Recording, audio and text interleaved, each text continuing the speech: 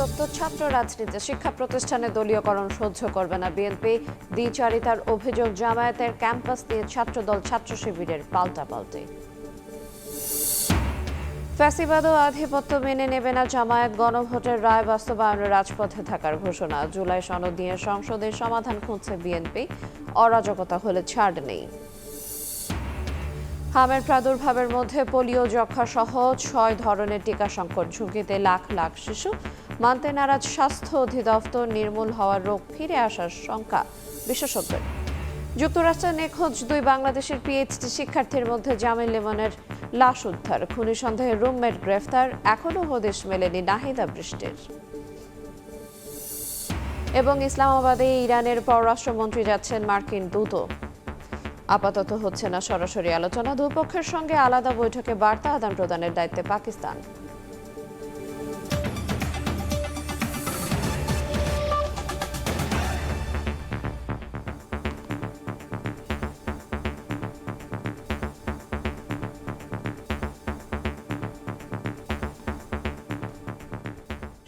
দেখছিলেন শিরোনাম। ভোরের সময়ের সঙ্গে আছে এরিনা। সংসদের সরকার ও বিরোধী দলের ঐক্য, আর বাইরে কোন দলে লিপ্ত তাদেরই 2 ছাত্র সংগঠন। হঠাৎ করে উত্তাপ ছড়াচ্ছে ছাত্র রাজনীতি। বিএনপি বলছে শিক্ষা প্রতিষ্ঠানে কোনো দলীয়করণ চলবে না। অন্যদিকে সরকারি দলের বিরুদ্ধে দ্বিচারিতার অভিযোগ এনে ছাত্রদলকে সংযত হওয়ার আহ্বান জামায়াতের। ক্যাম্পাসে সংঘাত বন্ধ ও সহাবস্থান নিশ্চিতে সাংগঠনিক অভিভাবকের ভূমিকা চান বিশ্লেষকরা। হাসান ওয়ালির রিপোর্ট।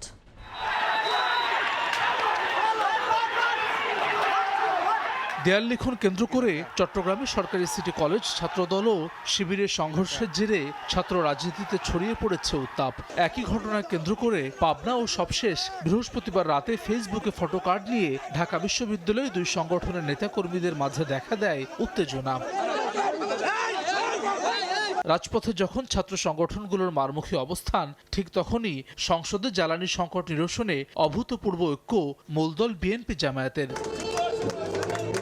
এ বিষয়ে প্রশ্ন ছিল বিএনপির স্থায়ী কমিটির সদস্য অর্থমন্ত্রী আমির খসরু মাহমুদ চৌধুরীর কাছে। চট্টগ্রামে এক অনুষ্ঠান শেষে তিনি জানান, শিক্ষা প্রতিষ্ঠানে কোনো দলীয়করণ সহ্য করা হবে না। আইনের বাইরে কেউ যাওয়ার কোনো সুযোগ নাই। আমরা পরিষ্কারভাবে বলছি, কোনো জায়গায় কোনো দলীয়করণ করার কোনো সুযোগ নেই। একই বিষয়ে ঝিনাইদহে জামায়াতের সেক্রেটারি জেনারেল মিয়া গোলাম পরোয়ার অভিযোগ করে বলেন, সংসদে বিএনপি ঐক্যের কথা বললেও অন্যদিকে সংঘাত উস্কে দিচ্ছে সরকারি দলের ছাত্র সংগঠন। সংসদে সমঝোতার কথা বলবেন, আবার সেই দিন সন্ধ্যায় ডাকসুতে তাদের উপরে হামলা করবেন। এই দ্বিচারিতা জনগণ মেনে নেবে। এ অবস্থায় বিশ্লেষকরা বলছেন, ছাত্র সংগঠনগুলোকে নিয়ন্ত্রণের পাশাপাশি ক্যাম্পাসের পরিবেশ শান্ত রাখার দায়িত্ব নিতে হবে মূল দলকেই। গত 2 দিন যাবত যা হয়েছে সেগুলো হয়তো আগেই প্রাক্কলন করা এতটা যায় নাই, কারণ এগুলো অনেকগুলো সোশ্যাল মিডিয়ার কারণে হয়েছে অথবা হঠাৎ করে হয়েছে। তো এই ঘটনাগুলো হয়তো এখন আমলে নিবে মাদার অর্গানাইজেশনগুলো, এবং তারা সেই অনুযায়ী ব্যবস্থা নিবে। যদি না নেয়, এইটা কিন্তু তাদের কারোর জন্যই ভালো হবে না। ছাত্র সংগঠনগুলোকে ফ্যাসিবাদ আমলের পথে না হেঁটে শিক্ষার্থী বান্ধব কর্মসূচি প্রণয়নের তাগিদ বিশ্লেষকদের। আপনার ভবিষ্যৎ তরুণদেরকে। হাসান ওয়ালি, সময় সংবাদ, ঢাকা। শাহবাগ থানায় ছাত্র শিবিরের সঙ্গে উত্তেজনার ঘটনায় তদন্ত কমিটি গঠন করেছে ছাত্রদল। ক্যাম্পাসকে অস্থিতিশীল না করার আহ্বান জানিয়ে প্রোপাগান্ডা ও ষড়যন্ত্র নিয়ে সতর্ক থাকতে বলেছে সংগঠনটি। এদিকে হল দখলের রাজনীতি আর ফিরতে দেয়া হবে না বলে কড়া হুঁশিয়ারি দিয়েছেন ডাকসু ভিপি। ফেসবুকে ফটোকার্ড ঘিরে ছাত্রদল ছাত্র শিবিরের উত্তেজনায় বৃহস্পতিবার রাতে উত্তাল হয়ে ওঠে শাহবাগ এলাকা। মারধরের শিকার হন ডাকসুর 2 নেতাসহ কয়েকজন সাংবাদিক। দফায় দফায় চলে ধাওয়া পাল্টা ধাওয়া। ঘটনা তদন্তে কেন্দ্রীয় ছাত্রদলের 4 সদস্যের কমিটি গঠন। 26টি ইউনিটের সাথে আমরা এমন পরিস্থিতিতে শুক্রবার সন্ধ্যায় ঢাকা বিশ্ববিদ্যালয়ের কলাভবনের ক্যাফেটেরিয়ায় ব্রিফিং করে ছাত্রদলের সভাপতি রাকিবুল ইসলাম রাকিব। এ সময় তিনি সকল প্রকার প্রোপাগান্ডা ও ষড়যন্ত্র থেকে সতর্ক থাকার আহ্বান জানান। এ ধরনের ভুয়া ফটোকার্ড শতবার ছড়িয়ে দিয়ে পরিকল্পিতভাবে বাংলাদেশকে এবং ক্যাম্পাসকে অস্থিতিশীল করা হবে বলে তারা শঙ্কিত সন্দেহ প্রকাশ করেছে। কিন্তু আমরা বলেছি, যত যাই হোক, ক্যাম্পাসকে সাধারণ শিক্ষার্থীদের পাশে থাকার জন্য যা করণীয় তাই করতে হবে। কোনোভাবেই কোনো ক্যাম্পাস যেন অস্থিতিশীল না হয়, সেজন্য আমরা সর্বোচ্চ ধৈর্য এবং সংযম প্রদর্শন করব। একই দিন ক্যাম্পাসে চলমান অস্থিরতার জন্য ছাত্রদলকে দায়ী করে গণমাধ্যমে ক্ষোভ জানান ডাকসুর ভিপি সাদিক কায়েম। বলেন, ক্যাম্পাসকে অস্থিতিশীল করে হল দখলের রাজনীতি ফিরতে দেওয়া হবে না। ক্যাম্পাসের শিক্ষার্থীদের মাঝে তাদের কোনো অবস্থান নাই, তারা আবার সেই ক্ষমতার রাজনীতির মাধ্যমে এই ক্যাম্পাসগুলোতে তারা শিক্ষার্থীদের মধ্যে ভয়ভীতি তৈরি করার মাধ্যমে তারা ক্যাম্পাসে তাদের রাজনীতি বিনির্মাণ করতে চায়। তো আমরা এইটা দৃঢ়কণ্ঠে বলছি, ক্যাম্পাসের মধ্যে এই ধরনের ফেসিবাদী কাঠামোর মাধ্যমে কেউ রাজনীতি করবে, কেউ এই যে হকি স্টিক, স্টাম্প, কিরিচ দিয়ে ভয় দেখিয়ে হল দখল করবে, আধিপত্য বিস্তার করবে, সেটা আমরা বেঁচে থাকতে হবে না। এদিকে এ ঘটনায় নড়েচড়ে বসেছে ঢাকা বিশ্ববিদ্যালয় প্রশাসন। প্রক্টর জানান, সামাজিক যোগাযোগ মাধ্যমের ফটোকার্ড ও শাহবাগ থানায় অনাকাঙ্ক্ষিত ঘটনায় আলাদা দুটি তদন্ত কমিটি গঠন করা হয়েছে। সবাইকে শান্ত থাকার পাশাপাশি দেয়াল লিখন থেকে বিরত থাকার অনুরোধ করেন তিনি। দুইটা ঘটনায় দুই রকমের ব্যবস্থা নেওয়া হয়েছে। একটা হলো ফেসবুক পোস্টের অভিযোগ আসছে, সেই অভিযোগটা সত্যতা খতিয়ে দেখে দোষীদের চিহ্নিত করে একটি তদন্ত কমিটি করেছে এসএম হলের প্রমুখ। শাহবাগ থানায় যে আক্রমণ হয়েছে, সেই আক্রমণের ঘটনায় আমি একটা তদন্ত কমিটি করেছি 6 সদস্যের। সাধারণ শিক্ষার্থীদের আশঙ্কা, এমন রাজনৈতিক দ্বন্দ্ব চলতে থাকলে ক্যাম্পাসে আবারও নষ্ট হবে শিক্ষার পরিবেশ। নিরাপদ ক্যাম্পাস নিশ্চিত ও দেশের যে কোনো সংকটে সবাইকে এক হয়ে কাজ করার আহ্বান তাদের। কামরুল হাসান, সময় সংবাদ, ঢাকা। দেশে কোনো দলের একক আধিপত্যবাদ বরদাস্ত করা হবে না বলে হুঁশিয়ারি দিয়েছেন বিরোধী দলীয় নেতা ও জামায়াতের আমির ডাক্তার শফিকুর রহমান। সোহরাওয়ার্দী উদ্যানে খেলাফত মজলিসের গণসমাবেশ থেকে গণভোটের রায় বাস্তবায়ন না করলে সরকারকে চরম খেসারত দিতে হবে বলেও মন্তব্য করেন 11 দলীয় ঐক্যের শীর্ষ নেতারা। গণভোটের রায় এবং জুলাই সনদের পরিপূর্ণ বাস্তবায়নের দাবিতে রাজধানীর সোহরাওয়ার্দী উদ্যানে বাংলাদেশ খেলাফত মজলিসের গণসমাবেশ। সারা দেশের বিপুল নেতাকর্মী সহ যোগ দেন 11 দলীয় ঐক্যের শীর্ষ নেতারা। ফ্যাসিবাদী আমলে আলেম সমাজের ভূমিকা তুলে ধরেন দলটির আমির মামুনুল হক। অভিযোগ করেন, সরকারের কূটনৈতিক ব্যর্থতার দায়ে জ্বালানি সংকট তীব্র হচ্ছে। বাংলাদেশের বর্তমান সরকারের কূটনৈতিক ব্যর্থতার কারণে হরমুজ প্রণালীতে বাংলাদেশের তেলের জাহাজগুলো বারবার আটকে যাচ্ছে। গণভোটের রায় বাস্তবায়ন না করলে সরকারকে চরম খেসারত দিতে হবে উল্লেখ করে বক্তারা বলেন, আগামী দিনে সংসদ এবং রাজপথ থেকে একযোগে আন্দোলন করবে 11 দলীয় ঐক্য। বাংলাদেশের জনগণ, বাংলাদেশের ধর্মপ্রাণ দেশপ্রেমিক মানুষ এই নতুন করে জেগে ওঠা স্বৈরতন্ত্র, পুরনো বন্দোবস্ত, পুরনো সংস্কৃতিকে যারা টিকিয়ে রাখতে চায় তাদেরকে কোনোভাবেই প্রশ্রয় দেবে না। জামায়াত আমির ডাক্তার শফিকুর রহমান অভিযোগ করেন, গণভোটের রায় উপেক্ষা করে সরকার ফ্যাসিবাদী হয়ে উঠছে। হুঁশিয়ারি দেন, দেশে কোনো একক দলীয় আধিপত্যবাদ বরদাস্ত করবে না 11 দলীয় ঐক্য। কেন আজকে এই দাবি বাস্তবায়নের জন্য আমাদেরকে সোহরাওয়ার্দী উদ্যানে আসতে হলো? তারা জাতির সাথে বিশ্বাসঘাতকতা করেছেন, এই কারণে আসতে হবে।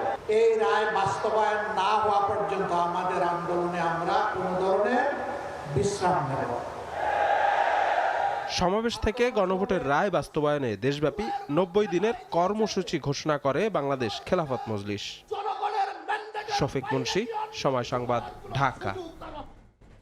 জুলাই সনদ বাস্তবায়ন দাবিতে বিরোধী দল রাজপথে গেলেও এখনও সংসদেই সমাধান খুঁজছে বিএনপি। আন্দোলনের নামে অরাজকতা করলে রাজপথেই মোকাবেলার হুঁশিয়ারিও দেন নেতারা। জানান, দেশের স্থিতিশীলতা নষ্ট করতে চাইলে ছাড় দেয়া হবে না। হাসান ওয়ালির রিপোর্ট। 2 দশক পর বড় ম্যান্ডেটে ক্ষমতায় আসায় উন্নয়ন কর্মসূচি এগিয়ে নিতে সরকার ও বিএনপি এখন একাকার। দিবস কেন্দ্রিক আয়োজন ছাড়া অনেকটাই নীরব নয়াপল্টন কার্যালয়। আওয়ামী শাসনের দমন পীড়নেও রাজপথে হার না মানা দলটি ব্যস্ত সংগঠন গোছাতে। জুলাই সনদ বাস্তবায়ন প্রক্রিয়া নিয়ে সরকার ও বিরোধী দলের মতভেদ এখন গড়িয়েছে রাজপথে। সংবিধান সংস্কারের দাবিতে অনড় বিরোধী দল, অন্যদিকে বিএনপির অবস্থান সংশোধনের পক্ষে। এই দুই শব্দের লড়াইয়ে ক্রমেই ঘনীভূত হচ্ছে রাজনৈতিক সংকট। 2 মাসের মধ্যেই বিরোধী দলের রাজপথে এমন আন্দোলনকে সন্দেহের চোখে দেখছে বিএনপি। অরাজকতা সৃষ্টি করতে চাইলে বিএনপি মাঠে নামবে বলে হুঁশিয়ারি নেতাদের। দেশটাকে অরাজকতা সৃষ্টি করে এদেশের জন্য গণতন্ত্র আর না আসতে পারে, তাহলে তাদের বিরুদ্ধে আমরা অবস্থান নিব না। যারা নামবে দেশের জনগণের বিরুদ্ধে, আমরা তখন তাদের বিরুদ্ধে আমরা অবস্থান নিব। বাংলাদেশে স্থিতিশীলতা যদি না থাকে, সামনের দিকে এগিয়ে যাওয়ার কোনো সুযোগ নেই। স্থিতিশীলতা নষ্ট করবে এমন কোনো শক্তি, তারা যেই হোক, কাউকে এখানে ছাড় দেওয়া হবে না। রাজপথের সংঘাত এড়িয়ে সংসদীয় বিতর্কের মাধ্যমে এই সংকটের যৌক্তিক সমাধান সম্ভব বলে মনে করছেন বিএনপির ভাইস চেয়ারম্যান। সরকারি দল বলে নাই যে জুলাই সনদ বাস্তবায়ন করবে না। এই সংসদ চলবে, এটা আইনের মধ্যে আসবে, সংবিধান সংশোধন হবে, তারপরে এই সনদ বাস্তবায়ন বা সনদে। কিন্তু তার আগেই, ঘোড়ার আগে তো গাড়ি জোড়া যায় না। বিএনপি নেতারা বলছেন লক্ষ্য এখন দ্বিমুখী। একদিকে রাষ্ট্র মেরামত, অন্যদিকে দল পুনর্গঠন। তবে রাজপথে বিরোধী দলের কর্মকাণ্ডের ওপর সজাগ দৃষ্টি রাখছে বিএনপি। হাসান ওয়ালি, সময় সংবাদ, ঢাকা। এনসিপির নেতৃত্বে স্থানীয় সরকার নির্বাচনে এবার তারুণ্যের জয়ের আশায় দলটির আহ্বায়ক নাহিদ ইসলাম। সাবেক যুবদল নেতা ইসহাক সরকারের এনসিপিতে যোগদান অনুষ্ঠানে এই কথা বলেন তিনি। দলটির মুখ্য সংগঠক সার্জিস আলম সময় সংবাদকে জানান, অপরাধী নয় এমন আওয়ামী লীগ ছাত্রলীগ নেতাদের জন্য খোলা থাকছে এনসিপির দরজা। জুলাইয়ের উত্তাল রাজপথ থেকে নির্বাচনী মাঠ পেরিয়ে সংসদে এখন জাতীয় নাগরিক পার্টি এনসিপি। রাজনীতির মাঠে নতুন এই দলটি বছর জুড়েই ছিল আলোচনা আর সমালোচনায়। উপজেলা পরিষদ নির্বাচনকে সামনে রেখে এর মধ্যে বিভিন্ন দলের বঞ্চিত নেতাকর্মীদের টার্গেট করে এগোচ্ছে এনসিপি। সম্প্রতি চট্টগ্রামের সাবেক মেয়র ও বিএনপি নেতা মঞ্জুর আলমের বাসায় হাসনাত আবদুল্লার বৈঠক উস্কে দিয়েছে নতুন বিতর্ক। সেই সাথে গুঞ্জন আছে এনসিপিতে যোগ দিতে পারেন স্বতন্ত্র এমপি ব্যারিস্টার রুমিন ফারহানা। সব গুঞ্জনকে সত্যি করেই শুক্রবার রাজধানীতে ঘটা করে এনসিপিতে যোগ দিলেন ঢাকা ৭ আসনে স্বতন্ত্র নির্বাচন করা যুবদলের সাবেক নেতা ইসহাক সরকার। একই সাথে যোগ দেন শেরেবাংলা একে ফজলুল হকের নাতনি ফেরসামিন হক ইকবাল, অ্যাক্টিভিস্ট মহিউদ্দিন রনি ও কন্টেন্ট ক্রিয়েটর নুরুজ্জামান কাফি সহ বেশ কয়েকজন। এ সময় নাহিদ ইসলাম বলেন, তরুণরাই স্থানীয় সরকার নির্বাচনে হবে এনসিপির তুরুপের তাস। আমরা তরুণদেরকে আহ্বান জানাচ্ছি যে স্থানীয় সরকার নির্বাচনে এবার তারুণ্যের শক্তির জয় জয়কার হবে এবং সেটা এনসিপির সমর্থনই হবে। এর আগে সময় সংবাদকে দলটির মুখ্য সংগঠক সার্জিস আলম জানান, আর কাদের জন্য খোলা থাকছে এনসিপির দরজা। বিএনপি বলেন, জামায়াত ইসলাম বলেন, আওয়ামী লীগ বলেন, গণ অধিকার, যে কোনো রাজনৈতিক দল যারা এনসিপির আদর্শটাকে ধারণ করবে, এটা একটা গুরুত্বপূর্ণ বিষয়। এবং দুই, যাদের পূর্বে ফ্যাসিস্টের যে কাঠামো, যার মধ্য দিয়ে তারা মানুষের জুলুম করেছে, নির্যাতন করেছে, এটার সাথে যার কোনো সম্পৃক্ততা নাই, তারা যে কেউ আমাদের দলে চাইলে আসতে পারে।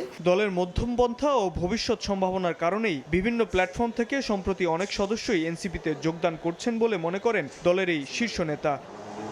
শাবাব ওয়াসি, সময় সংবাদ, ঢাকা। রাজধানীর ফিলিং স্টেশনে জ্বালানি তেল সংগ্রহে কিছুটা কমেছে ভোগান্তি। পাম্প কর্তৃপক্ষ এবং গ্রাহকরা বলছেন, ফিউল পাস অ্যাপের ব্যবহার ও তেলের সরবরাহ বাড়ায় ধীরে ধীরে নিয়ন্ত্রণে আসছে পরিস্থিতি। তবে ছুটির দিনে ডিপো থেকে বাড়তি তেলের চালান না পাওয়ার অভিযোগ কিছু কিছু ফিলিং স্টেশনের। জ্বালানি সংকটে ফিলিং স্টেশনে বিভিন্ন যানবাহনের লম্বা সারির চিত্রে কিছুটা পরিবর্তন না হলেও ভোগান্তি কিছুটা কমেছে। 5 থেকে 7 ঘন্টা জ্বালানি সংগ্রহের অপেক্ষার সময় কমে 2.5 ঘন্টায় নেমেছে। আগের শুক্রবার আমি ভরছিলাম, তখন হইতেছে আমি 640 নম্বর সিটে ছিলাম। এখন মোটামুটি 150 জন পরে আসছি। 150 জন মানে আগেতে তুলনায় সিরিয়ালটা কমছে। দ্রুততম সময়ের মধ্যে সরকারের একটা ভালো একটা পদক্ষেপ দরকার। আজকে অন্য দিনের চেয়ে একটু কম মনে হচ্ছে আর কি। ভোগান্তি কিছুটা কমার পেছনে ফুয়েল পাস অ্যাপ ব্যবহারের সুবিধা দেখছেন গ্রাহকরা। তারা বলছেন, বাড়তি দামের কারণে প্রভাব পড়েছে বিক্রিতেও। রিজার্ভটা কেউ না করতে পারে, এটা নিঃসন্দেহে ভালো দিক। এটা হওয়া উচিত ছিল আগেই। ফুয়েল পাস হওয়াতে সবাই একবার করে নিতে পারতেছে, বেশি করে নিতে পারতেছে না। আগে যে একবার যা 2বার নিতে পারতো বা 3বার নিতে পারতো, ওই সুযোগটা এখন নাই। এক সময় মনে করেন আরো প্রকট ছিল, সেই প্রকট থেকে কিছুটা উত্তরণের লক্ষণ দেখা যাচ্ছে। এক ধাপে লিটারে 20 টাকা বাড়াটা মোটেও ঠিক হয় নাই। ছুটির দিনে রাজধানীর বেশিরভাগ ফিলিং স্টেশনেই জ্বালানির সরবরাহ স্বাভাবিক রয়েছে বলে দাবি বেশিরভাগ পাম্প কর্তৃপক্ষের। তবে ডিপো থেকে চাহিদা মাফিক জ্বালানি তেল না পাওয়ার অভিযোগও আছে কারো কারো। বৃহস্পতিবার আমাদের গতকালকে 27,000 দিছে, এই কারণে 27,000 বলতে 2 গাড়ি, যেটা শুক্রবার বন্ধ থাকবে, বৃহস্পতি শুক্র এই 2 দিনের তেলটা গতকাল কিনতেছে, তাতে মনে হচ্ছে যে আর আমাদের বাড়তি দেয় না। ফুয়েল পাস অ্যাপের মাধ্যমে বাইকাররা তুলনামূলক শৃঙ্খলা বজায় রাখায় এই অ্যাপ অন্যান্য যানবাহনের জন্য উন্মুক্ত করার দাবি উঠেছে। শিমুল হোসেন, সময় সংবাদ, ঢাকা। দেশে তেলের পর্যাপ্ত মজুদ থাকলেও কিছু লোকের অনৈতিক ব্যবসার কারণে সংকট তৈরি হয়েছে বলে মন্তব্য করেছেন এলজিআরডি মন্ত্রী মির্জা ফখরুল ইসলাম আলমগীর। শুক্রবার দুপুরে ঠাকুরগাঁওয়ে মির্জা রুহুল আমিন মিলনায়তনে ঘূর্ণিঝড়ে ক্ষতিগ্রস্ত পরিবারকে টিন ও নগদ অর্থ প্রদান অনুষ্ঠানে এই কথা বলেন তিনি। মন্ত্রী আরও বলেন, মানুষকে নতুন করে বেঁচে থাকার স্বপ্ন দেখাচ্ছে বর্তমান সরকার। অর্থনৈতিক উন্নয়নে নেওয়া হচ্ছে নতুন নতুন প্রকল্প।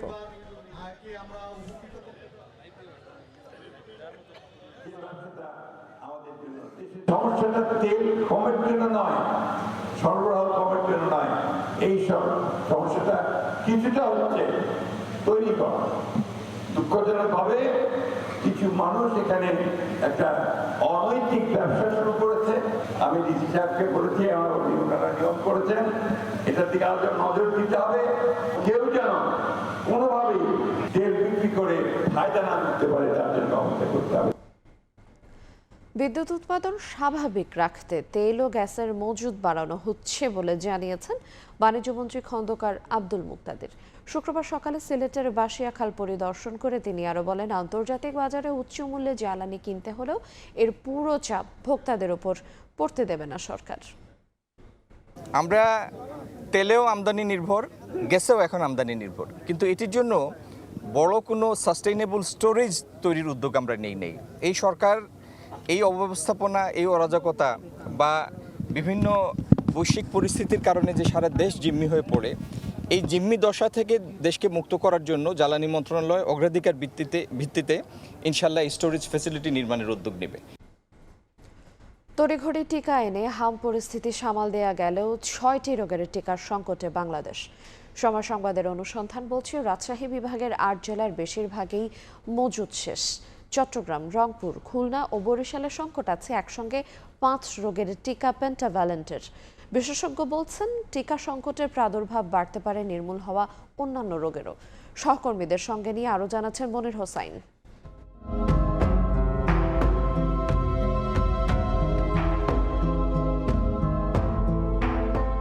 টিকা দিতে দেরির কারণে দেশে অন্তত 30 লাখ শিশু হাম, রুবেলা, পোলিও সহ 11টি মারাত্মক রোগের ঝুঁকিতে। অনুসন্ধানে দেখা গেছে, গত 1.5 বছরে শিশুর টিকাদান কর্মসূচির ভঙ্গুর অবস্থার মধ্য দিয়ে গেছে, যার কারণে টিকা না পাওয়া অরক্ষিত শিশুর সংখ্যা কয়েক গুণ বেড়ে যায়। হামের প্রাদুর্ভাব ঠেকাতে হাম, রুবেলা টিকা কার্যক্রম শুরু হলেও নজরে আসে পোলিও, যক্ষ্মা, নিউমোনিয়া, ডিপথেরিয়া, ধনুষ্টঙ্কার ও হেপাটাইটিস বি টিকার সংকট। দেশের বেশ কয়েকটি জেলার সিভিল সার্জনদের সঙ্গে কথা বলে জানা যায় এমন সংকটের কথা। চট্টগ্রাম বিভাগের 11 জেলায় হামের টিকা পর্যাপ্ত থাকলেও পেন্টা এবং যক্ষ্মার টিকার মজুদ আছে 1.5 থেকে 2 মাসের, আর পোলিও সহ বাকি টিকার সংকট প্রকট। রাজশাহী বিভাগের 8টি জেলার বেশিরভাগেই নেই 6টি টিকা। বাকি বিভাগের কয়েকটি জেলায় 2 থেকে 3 মাসের মজুদ থাকলেও অধিকাংশ টিকার মজুদই শূন্য। রাজশাহী বিভাগে সিরাজগঞ্জে কোনো ধরনের ভ্যাকসিন নেই এবং এই বিভাগের জয়পুরহাটে মাত্র 600 পোলিও টিকা রয়েছে, অন্য কোনো জেলায় নেই। বরিশালে এই মুহূর্তে পোলিওর কোনো টিকা নেই নিউমোনিয়া, হেপাটাইটিস বি, ধনুষ্টঙ্কার এবং ডিপথেরিয়ার মতো গুরুত্বপূর্ণ টিকা। যশোর জেলায় ডিপথেরিয়া, ধনুষ্টঙ্কর, হুপিং কাশি, হেপাটাইটিস বি ও নিউমোনিয়া টিকার কোনো মজুদ নেই। সব ধরনের টিকার 1.5 থেকে 2 মাসের মজুদ গড়ে তুলেছে চট্টগ্রামের স্বাস্থ্য বিভাগ। তবে সংকট রয়েছে পোলিও টিকা, ওরালের। এদিকে জনস্বাস্থ্য ইনস্টিটিউটের জাতীয় পোলিও এবং হাম, রুবেলা ল্যাবরেটরির সাবেক প্রধান ভাইরোলজিস্ট ডাক্তার খন্দকার মাহবুবা জামিল আশঙ্কা করেন, টিকার সংকট থাকলে প্রাদুর্ভাব বাড়তে পারে হামের মতো প্রায় নির্মূল হওয়া অন্যান্য রোগেরও। রুটিন ইপিআই যেমন হ্যাম্পার্ড হয়েছে, রুটিন ইপিআইয়ের মাধ্যমে প্রত্যেকটা বাচ্চা যেমন ভ্যাকসিন পায়নি, সেরকম আপনার ক্যাম্পেইন হয় যে 4 থেকে 6 বছর পর ক্যাম্পেইন হয়, সেই ক্যাম্পেইনটাও ডিলে হয়েছে। অন্য ডিজিজগুলোর জন্য যে ভ্যাকসিনেশনগুলো কিন্তু চলছিল, কিন্তু ওই যেটা বললাম যে যতগুলো বাচ্চার ভ্যাকসিনেশন পাওয়ার কথা ততগুলো পায়নি। সেটা যদি আসলে মিজেলস, রুবেলার মতো অন্য ডিজিজের জন্য হয়ে থাকে, সেটা আসলে আমাদের ভোগাবে। বিভিন্ন জেলার তথ্য অনুযায়ী একদিকে 6টি টিকার সংকট, অপরদিকে বিশেষজ্ঞদের আশঙ্কা। এমন পরিস্থিতিতে প্রশ্ন, কি পরিকল্পনা আছে স্বাস্থ্য অধিদপ্তরের, কিংবা কতটুকু সংকট মোকাবেলা করতে পারবে ইপিআই? এমন প্রশ্নে স্বাস্থ্য অধিদপ্তরের মহাপরিচালক শোনালেন হামরুবেলার সফলতার কথা। বলেন, বাকি ইপিআই শিডিউলের সব টিকাই মজুত আছে তাদের কাছে। আমরা আমাদের শিশুদের এই মিজেলস রোগ থেকে যদি আমরা আশা করি রক্ষা করতে পারবো। ইতিমধ্যেই যে প্রাদুর্ভাবের যে পর্যায়টি ছিল সেটি কিছুটা হলেও আমরা মনে করছি যে কমে এসেছে। ইতিমধ্যে হামের জন্য যে মিজেলস ভ্যাকসিন সহ ইপিআইয়ের যে অন্যান্য শিডিউল ভ্যাকসিনগুলো আছে এগুলো আমাদের পর্যাপ্ত মজুত আছে। প্রতিরোধযোগ্য সব রোগেরই ঝুঁকি ঠেকাতে নিয়মিত টিকাদান নিশ্চিত করা এখন সময়ের দাবি বলে মনে করেন বিশেষজ্ঞরা। মনির হোসাইন, সময় সংবাদ, ঢাকা। এদিকে পোলিও, যক্ষ্মা, হামসহ সংক্রমণ রোগ ধরা পড়ার আগেই শিশুদের ভ্যাকসিন দেওয়ার পরামর্শ বিশেষজ্ঞ চিকিৎসকদের। তবে দেশের বিভিন্ন জেলায় সংকট রয়েছে 6 ধরনের প্রতিষেধকের। কোথাও ফুরিয়ে আসছে মজুদ, আবার কোথাও একেবারেই নেই। এতে বাড়ছে শিশুর মৃত্যু ঝুঁকি। বিস্তারিত জানাচ্ছেন বিভাগীয় প্রতিনিধিরা।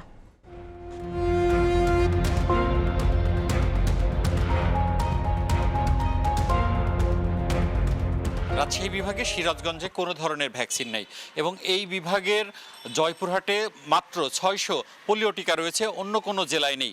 রাজশাহী বিভাগের 5টি জেলায় যক্ষ্মার টিকা রয়েছে 12,500 এবং সেটি হচ্ছে বগুড়া, চাঁপাইনবাবগঞ্জ, নওগাঁ, পাবনা এবং জয়পুরহাট। রাজশাহী জেলায় পেন্টার টিকা রয়েছে 36,846টি। এটি রয়েছে রাজশাহী, নাটোর এবং জয়পুরহাট 3 জেলায়। পেন্টা মূলত নিউমোনিয়া, ধনুষ্টঙ্কার, হেপাটাইটিস বি এবং ডিপথেরিয়ার ক্ষেত্রে এই টিকাটি প্রদান করা হয়। স্বাস্থ্য সংশ্লিষ্টরা বলছেন চাহিদার তুলনায় খুব কম সংখ্যক টিকা রয়েছে। আমরা টিকার আরও খবর জানতে যাচ্ছি রংপুরে। চলতি বছর রংপুর বিভাগ থেকে 4 লাখ শিশুর জন্য টিকার চাহিদা দেওয়া হয়েছে। তবে স্বাস্থ্য বিভাগের তথ্য বলছে এখন পর্যন্ত নিউমোনিয়া, ডিপথেরিয়া, পোলিও, যক্ষ্মা, হেপাটাইটিস বি সহ 6 ধরনের টিকার মজুদ রয়েছে 18 লাখ ডোজ।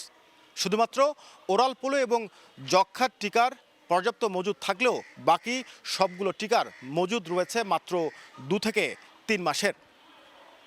আমরা জানছিলাম রংপুর থেকে টিকার সার্বিক তথ্য। এবার চলে যাব ময়মনসিংহে। যক্ষ্মা বিসিজি যে ভ্যাকসিন এটি ময়মনসিংহ বিভাগে মোট 3,68,740টি ভ্যাকসিন রয়েছে। এর মধ্যে ময়মনসিংহ জেলায় 2,33,600টি ভ্যাকসিন রয়েছে এবং সবচেয়ে কম যে ভ্যাকসিন রয়েছে সেটি শেরপুর জেলায় 3,180টি ডোজ। এছাড়া পোলিও বিওপিভি এটি 12,930টি ডোজ রয়েছে পুরো বিভাগে। এর মধ্যে সবচেয়ে বেশি রয়েছে নেত্রকোনায় 11,640, ময়মনসিংহে আছে 550টি, জামালপুরে 650 এবং সবচেয়ে কম শেরপুর জেলা, এখানেও 90টি ডোজ রয়েছে পোলিও ভ্যাকসিন। এছাড়া নিউমোনিয়া যে পিসিভি এখানে 4 জেলায় মোট 40,712 ডোজ রয়েছে।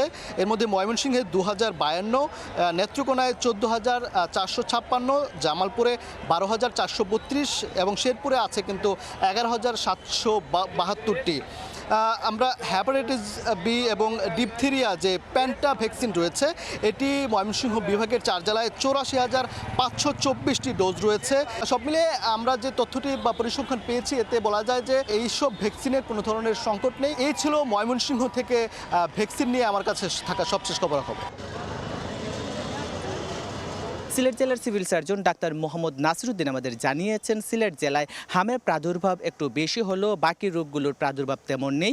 গত 2 সপ্তাহ এইসব রোগের ভ্যাকসিনের সংকট থাকলেও গতকালই প্রচুর পরিমাণে ভ্যাকসিন এসে পৌঁছেছে, যা আগামী 6 মাস এই ভ্যাকসিন দেয়া যেতে পারে। যেসব ভ্যাকসিন ইতিমধ্যে সিলেট এসে পৌঁছেছে সেই সবের পরিসংখ্যান একটু জানিয়ে দিতে চাই। BCG 3,000 vowel, penta 48,000 vowel, IPB 1,400 vowel এবং পিসিবি 6,000 ভায়েল এবং এমআর 25,000 ভায়েল। এই ছিল আমার কাছে সিলেট থেকে। আর সবশেষ এবার চলে যেতে চাই বরিশালে।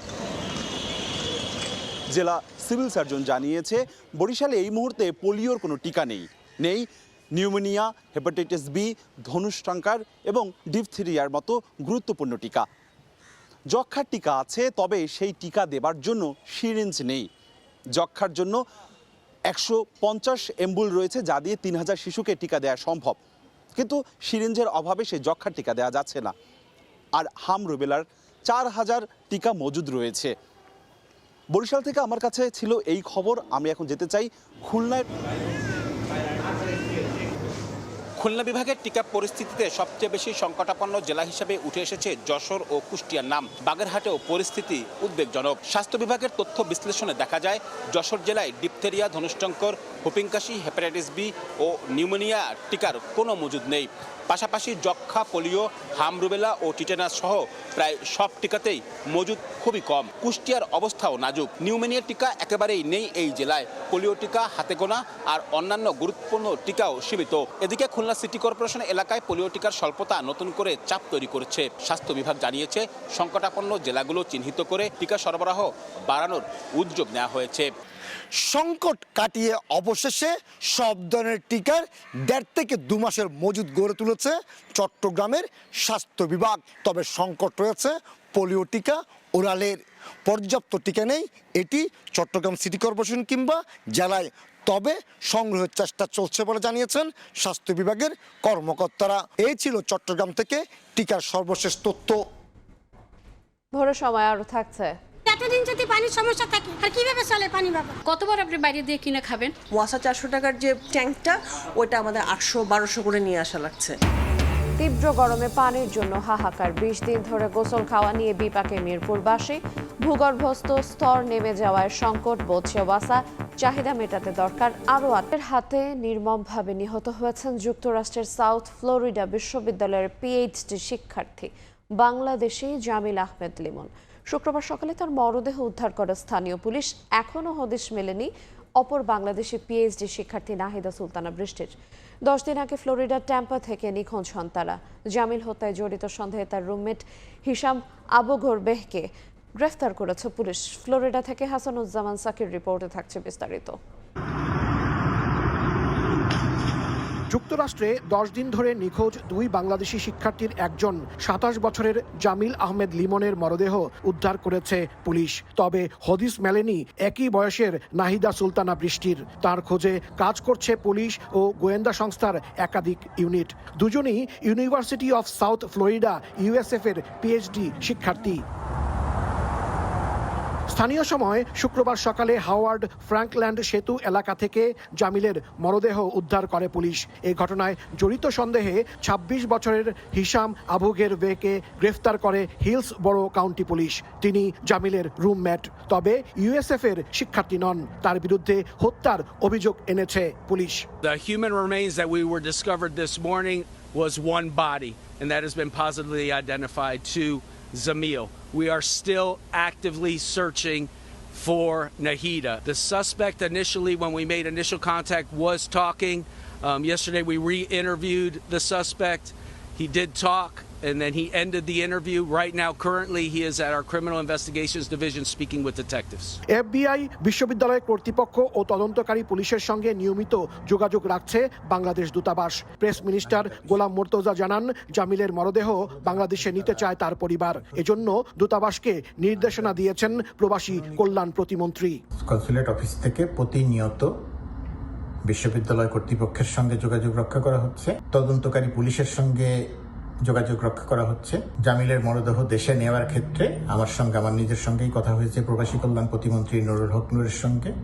তিনি আশ্বস্ত করেছেন আমাদের এখান থেকে যে অনুযায়ী চাওয়া হবে, পরিবারের যা চাওয়া থাকবে, সেই অনুযায়ী প্রবাসী কল্যাণ মন্ত্রণালয় সর্বতোভাবে সহায়তা করবে। জামিলের মরদেহ উদ্ধারের পর নাহিদার বিষয়েও উদ্বিগ্ন হয়ে পড়েছেন সহপাঠীরা। শোকের ছায়া নেমে এসেছে যুক্তরাষ্ট্র প্রবাসীদের মাঝে। নিহত জামিল ইউএসএফ এর ভূগোল, পরিবেশ বিজ্ঞান ও নীতি বিষয়ে পিএইচডি করছিলেন। আর এখনো সন্ধান না পাওয়া নাহিদা কেমিক্যাল ইঞ্জিনিয়ারিং বিষয়ে পিএইচডি করছেন। তাদের দুজনকে সবশেষ 16 এপ্রিল দেখা গিয়েছিল। যুক্তরাষ্ট্রের মতো জায়গায় মানুষের নিরাপত্তা নেই। একের পর এক হত্যাকাণ্ডের শিকার হচ্ছেন মানুষ, মারা যাচ্ছেন বাংলাদেশিরাও। এই ফ্লোরিডাতেই কয়েকদিন আগে হাতুড়ি দিয়ে পিটিয়ে এক বাংলাদেশি নারীকে হত্যা করা হয়েছে। এবার হত্যাকাণ্ডের শিকার হয়েছেন পিএইচডি শিক্ষার্থী এক বাংলাদেশি। নিখোঁজ রয়েছেন আরও এক নারী শিক্ষার্থী। এই ঘটনায় সর্বত্র ক্ষোভ বিরাজ করছে। হাসানুজ্জামান সাকি, সময় সংবাদ, ফ্লোরিডা। দেশের 7 জেলার উপর দিয়ে বইছে তাপপ্রবাহ, এরই মধ্যে সুখবর দিল আবহাওয়া দফতর। একদিন পর ময়মনসিংহ, সিলেট বিভাগ সহ কিছু অঞ্চলে বৃষ্টির পূর্বাভাস দেওয়া হয়েছে। অন্যদিকে উজানের ঢলে রয়েছে আকস্মিক বন্যার শঙ্কা।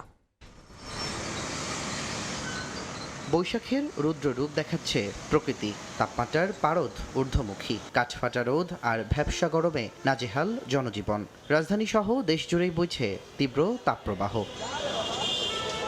বাতাসে জলীয় বাষ্পের আধিক্যে বাড়ছে অস্বস্তি। তীব্র গরমে হাঁসফাঁস অবস্থা শ্রমজীবী থেকে শুরু করে সাধারণ মানুষের। গরম যে পরিমাণ পড়ে মানুষের সহ্য হওয়ার মতো না। দেখা যাচ্ছে অল্প হাঁটলেই টায়ার্ড হয়ে যাচ্ছি। বের হলে মানে পানি খাইতে খাইতে মনে হয় যে ব্যাগে যা টাকা থাকে পানির পিছনে সব টাকা জায়গা। সরকারি বা বেসরকারি কোনো সংস্থা থেকে যে সামান্য একটু পানি বা রিফ্রেশমেন্টের জন্য যদি কোনো কিছু করা যেত তাহলে অবশ্যই ভালো হতো। আবহাওয়া অফিস বলছে যে মৃদু তাপপ্রবাহ বয়ে যাচ্ছে তা শনিবারের পর থেকে কমতে পারে এবং ময়মনসিংহ ও সিলেট বিভাগে ভারী বর্ষণের সম্ভাবনা রয়েছে। তাপপ্রবাহটা আগামী কালকেও তো কিছু কিছু জায়গায় থাকবে, তারপরে এটা অনেকটা প্রশমিত হয়ে যাবে এবং এসব বৃষ্টিপাতটা বাড়বে এবং আমরা ভারী বৃষ্টিপাত আশঙ্কার জন্য কিন্তু আমরা ময়মনসিংহ এবং সিলেট বিভাগের জন্য ভারী বর্ষণের একটা সতর্কতা জারি করছি এবং এটা 25 তারিখ সন্ধ্যা 6টা থেকে পরবর্তী 96 ঘন্টার জন্য। এ সময় কিন্তু দেশের অন্যান্য অঞ্চলেও বৃষ্টিপাত হবে, তবে দেশের উত্তর পূর্বাঞ্চলে বৃষ্টিপাতের প্রবণতাটা বেশি থাকবে। এছাড়া হাওড় জনপদে দেখা দিয়েছে বন্যার শঙ্কা। দুর্যোগ পূর্বাভাস কেন্দ্র বলছে উজান থেকে আসা পাহাড়ি ঢলে প্লাবিত হতে পারে নিম্নাঞ্চল, ঝুঁকিতে কৃষকের ফসল। যে স্কেলে ভারী বৃষ্টিপাতের প্রবণতা রয়েছে ওরকম যদি চলমান থাকে তাহলে হাওড় অঞ্চল এবং নদী সংলগ্ন যে নিম্নাঞ্চলগুলো রয়েছে সেখানে কিছুটা বন্যার ঝুঁকি রয়েছে। এর ফলে আমাদের প্রাইমারি ক্ষতিটা হয়ে যায় ফসলের উপরে। বিরূপ আবহাওয়ায় একদিকে যেমন পানির জন্য হাহাকার, অন্যদিকে পানির নিচে কৃষি জমি তলিয়ে যাওয়ার শঙ্কা। তুষার আহমেদ ইমন, সময় সংবাদ, ঢাকা। রাজধানীর মিরপুরের পানি এখন শুধু প্রয়োজন নয়, একটি সংগ্রামের নাম। ওয়াসার 3টি পাম্প থাকলেও 20 দিন ধরে পানি পাচ্ছে না এলাকার শতাধিক বাসাবাড়ি। বাধ্য হয়ে অতিরিক্ত দামে পানি কিনে মেটাতে হচ্ছে দৈনন্দিন চাহিদা। ওয়াসা বলছে ভূগর্ভস্থ পানির স্তর নেমে যাওয়ায় তীব্র হয়েছে এই সংকট। চাহিদা মেটাতে এলাকায় আরও 8টি পাম্প বসানো দরকার। বিস্তারিত রায়দুল ইসলাম শুভর রিপোর্টে। ওয়াসার পানির ট্রাক আসবে এই আশায় ঘন্টার পর ঘন্টা অপেক্ষা পূর্ব মণিপুরের কাঁঠালতলাবাসীর। বোতল, বালতি, ড্রাম যার যা আছে তা নিয়েই যেন যুদ্ধে নামার চেষ্টা। প্রায় 1 মাস ধরে পানির জন্য হাহাকার পূর্ব মণিপুরের কাঁঠালতলাবাসীর। কিন্তু এই যুদ্ধ একদিনের নয়, 15 থেকে 20 দিন ধরে তীব্র পানির সংকটে মিরপুরের অনেক এলাকা। 3টি পাম্প থাকা সত্ত্বেও শতাধিক পরিবারের নেই 1 ফোঁটা পানিও। স্কুল, কলেজ, অফিসগামীদের পাশাপাশি গোসল খাওয়া নিয়ে চরম দুর্ভোগে তারা। এতদিন যদি পানির সমস্যা থাকে এটা মানুষ কিভাবে সমাধান করে আর কিভাবে চলে পানি বাবা? আমাদের যে জনপ্রতিনিধি আছে সে শুধু ইনসাফের কথাই বলতেছে, কিন্তু আমরা এখানে ইনসাফ পাচ্ছি না। সংকট যখন চরমে তখন রান্নার পানি না পাওয়ায় বাধ্য হয়ে খাবার কিনে খেতে হচ্ছে অনেককে। ওয়াসা থেকে 3200 লিটার পানি যেখানে 400 টাকায় পাওয়ার কথা, সেখানে সেটি কিনতে হচ্ছে 600 থেকে 800 টাকায়। আমরা যা ইনকাম করি তা দিয়ে এখন খাবার কিনা খাইতে হইতাছে। কতবার আপনি বাইরে দিয়ে কিনে খাবেন? আর এখন আমার হচ্ছে কি যে আপনার ওই যে রেডি প্লেটটা, প্লাস্টিকের প্লেটটা কিনে খাইতে হইতেছে। ওয়াসা 400 টাকার যে ট্যাঙ্কটা ওটা আমাদের 800-1200 করে নিয়ে আসা লাগছে। এ বিষয়ে ওয়াসা জোন 4-এ যায় সময় সংবাদ। পানির স্তর নিচে নেমে গেছে। সংকটের জন্য ঢাকা ওয়াসার সেই পুরনো অজুহাত। কর্মকর্তা জানালেন চাহিদা মেটাতে বসানো দরকার আরও 8টি পাম্প। গরমের সিজনে নিচের লেটার নিচে নেমে যায়, প্রোডাকশন আরো কম হয়। মধ্য মণিপুর, পূর্ব মণিপুর এলাকায় কমপক্ষে 8টি জায়গায় নতুন ভাবে স্থাপন করা প্রয়োজন। বারবার অনুরোধ করছি যে আপনারা একটা জায়গা দেন যেখানে আমরা ডিপটিউবওয়েল বসাবো। এরা জায়গা দিতে রাজি হয় না। বাড়তি টাকায় ওয়াসার পানি কিনে জীবনযাপন এখন মধ্য ও নিম্নবিত্তে মানুষের কাছে বিলাসিতা। মিরপুরের এই পানির সংকট বাড়াচ্ছে স্বাস্থ্য ঝুঁকি। রায়দুল ইসলাম শুভ, সময় সংবাদ, ঢাকা। 8 বছরেও আলোর মুখ দেখেনি ব্রাহ্মণবাড়িয়ার আশুগঞ্জ নবীনগর আঞ্চলিক সড়ক। 604 কোটি টাকার এই প্রকল্পে 4 দফা সময় বাড়ানো হলেও যাতায়াতের উপযোগী হয়নি। ভূমি অধিগ্রহণ, গ্যাস, বিদ্যুৎ লাইন স্থানান্তর সহ বিভিন্ন গাফিলতির অভিযোগ স্থানীয়দের। দ্রুতই সড়ক চলাচলের উপযোগী করার আশ্বাস সড়ক ও জনপদ বিভাগের। হৃদয় পালার ক্যামেরায় উজ্জ্বল চক্রবর্তীর রিপোর্ট। 8 বছরেও যাতায়াতের উপযোগী হয়নি সড়ক। ঢিলেঢালাভাবে চলছে কাজ, ভোগান্তি বাড়ছে পথচারীর। 2017 সালে প্রকল্প অনুমোদনের পর 2018 সালের 1 জুলাই শুরু হয় ব্রাহ্মণবাড়িয়া আশুগঞ্জ থেকে নবীনগর পর্যন্ত প্রায় 20 কিলোমিটার আঞ্চলিক সড়কের নির্মাণ কাজ। এখনও দৃশ্যমান কোনো উন্নতি দেখছে না জেলাবাসী। অর্ধনির্মিত রাস্তায় অল্প বৃষ্টিতে জমে যায় পানি, মাঝে মধ্যেই ঘটে ছোট বড় দুর্ঘটনা। বর্তমান যে ব্লকগুলো আসছে এগুলো খুবই মানসম্মত নয় আর কি, এগুলো খুবই নিম্নমানের। ভালো সিমেন্ট দিছে না, ভালো দিছে না, কোনাও দিছে না। যদি ভালো জিনিস দিত তাইলে আপনার বাংলো হইলে না গাড়ি ঘুরে মনে করছেন উল্লা ফরিতে গেল মাঝে মাঝে বাঙ্গার মতো জায়গা মানুষ উল্লা ফিরা জায়গা এমন জায়গা। স্থানীয়দের অভিযোগ, বন্যা প্রতিরক্ষা বাঁধের ব্লকের নির্মাণের কাজ হয়েছে, পাশাপাশি নির্মাণাধীন সড়কটির সেতু অ্যাপ্রোচ, ভূমি অধিগ্রহণ, সরকারি অবকাঠামো, গ্যাস বিদ্যুৎ লাইন স্থানান্তর সহ বিভিন্ন গাফিলতির অভিযোগ করেন স্থানীয়রা। তো জায়গা নিতে আছে আমরা এটা ট্যাপ কই পাই, আমরা এটা একটা ট্যাপ না দেওয়া জায়গাটা লই যাবো কা। এটা নিম্নমানের কাজ হইতেছে। এখানে উদ্বোধন কর্তৃপক্ষের সাথে আমরা পরামর্শ করে কিন্তু আমরা বললাম মানে কাজটা সঠিক হয়নি। যদিও কাজের গাফিলতি দায় স্বীকার করেনি ঠিকাদারি প্রতিষ্ঠান, তবে দ্রুতই সড়ক চলাচল উপযোগী করার আশ্বাস দিয়েছে সড়ক ও জনপথ বিভাগ। বুলাক টিপ দিলে ভেঙে যাবো, হাইড্রোলিক করলে দিয়ে একটু বুলাকের কোনাকানিতে একটু আনি এবার সে বউই। বাকি এলে কেসগুলো যদি আমরা প্রাক্কলন জেলা প্রশাসক মহোদয়ের অফিস থেকে পেয়ে যাই, আমরা অর্থ প্রদান করে জমিগুলো পেয়ে গেলে আমরা দ্রুতই কাজটা শেষ করতে পারবো। প্রায় 20 কিলোমিটার দৈর্ঘ্য সড়কটি নির্মাণে ব্যয় ধরা হয়েছে 604 কোটি টাকা। আশুগঞ্জ এবং নবীনগরের স্বপ্নের এই সড়কটি নির্মাণ কাজ শেষ হলে এই অঞ্চলে মানুষের দীর্ঘদিনের দুর্ভোগ লাঘব হবে, তেমনিভাবে কৃষিপণ্য বাজারজাত করার ক্ষেত্রে গুরুত্বপূর্ণ ভূমিকা রাখবে দামিনী এই সড়কটি, এমনটি মনে করছেন এই অঞ্চলের বাসিন্দারা। উজ্জ্বল চক্রবর্তী, সময় সংবাদ, ব্রাহ্মণবাড়িয়া। খানাখন্দ আর ছোট বড় গর্তে মৃত্যু ফাঁদে পরিণত হয়েছে বান্দরবান শহরের প্রধান সড়ক। প্রতিনিয়ত ঘটছে দুর্ঘটনা। উন্নয়নের নামে বিভিন্ন সরকারি সংস্থার যত্রতত্র সড়ক খোঁড়াখুঁড়ির কারণে সৃষ্ট ধুলাবালিতে বিপর্যস্ত জনজীবন। দ্রুতই সড়কগুলো সংস্কারের দাবি স্থানীয়দের। সোহেল কান্তিনাথের ছবিতে এনে জাকিরের রিপোর্ট। কিছুদূর পরপর কাটা সড়কের বিশাল অংশ, সৃষ্টি হয়েছে খানাখন্দ আর ছোট বড় গর্ত। বান্দরবান শহরের পৌর এলাকার সড়কের চিত্র এটি। কলেজ রোড থেকে হাসপাতাল রোড, নিউ গুলশান, ক্যাচিংঘাটা, বনরূপা, স্টেডিয়াম এলাকা, হাফেজখোনা সহ বিভিন্ন জায়গায় সৃষ্টি হয়েছে এমন অসংখ্য ছোট বড় গর্তের। এতে একদিকে সড়কে চলাচলে দুর্ভোগ পোহাতে হচ্ছে পথচারীদের, অন্যদিকে সৌন্দর্য হারাচ্ছে পর্যটন শহর। শুধু তাই নয়, প্রায় ঘটছে দুর্ঘটনা। ইমার্জেন্সি যদি অ্যাম্বুলেন্স নিয়ে যদি ঢোকা লাগে, যে আমরা রোগীটা অ্যাম্বুলেন্সে নিতে পারবো না, যে এমন অবস্থা।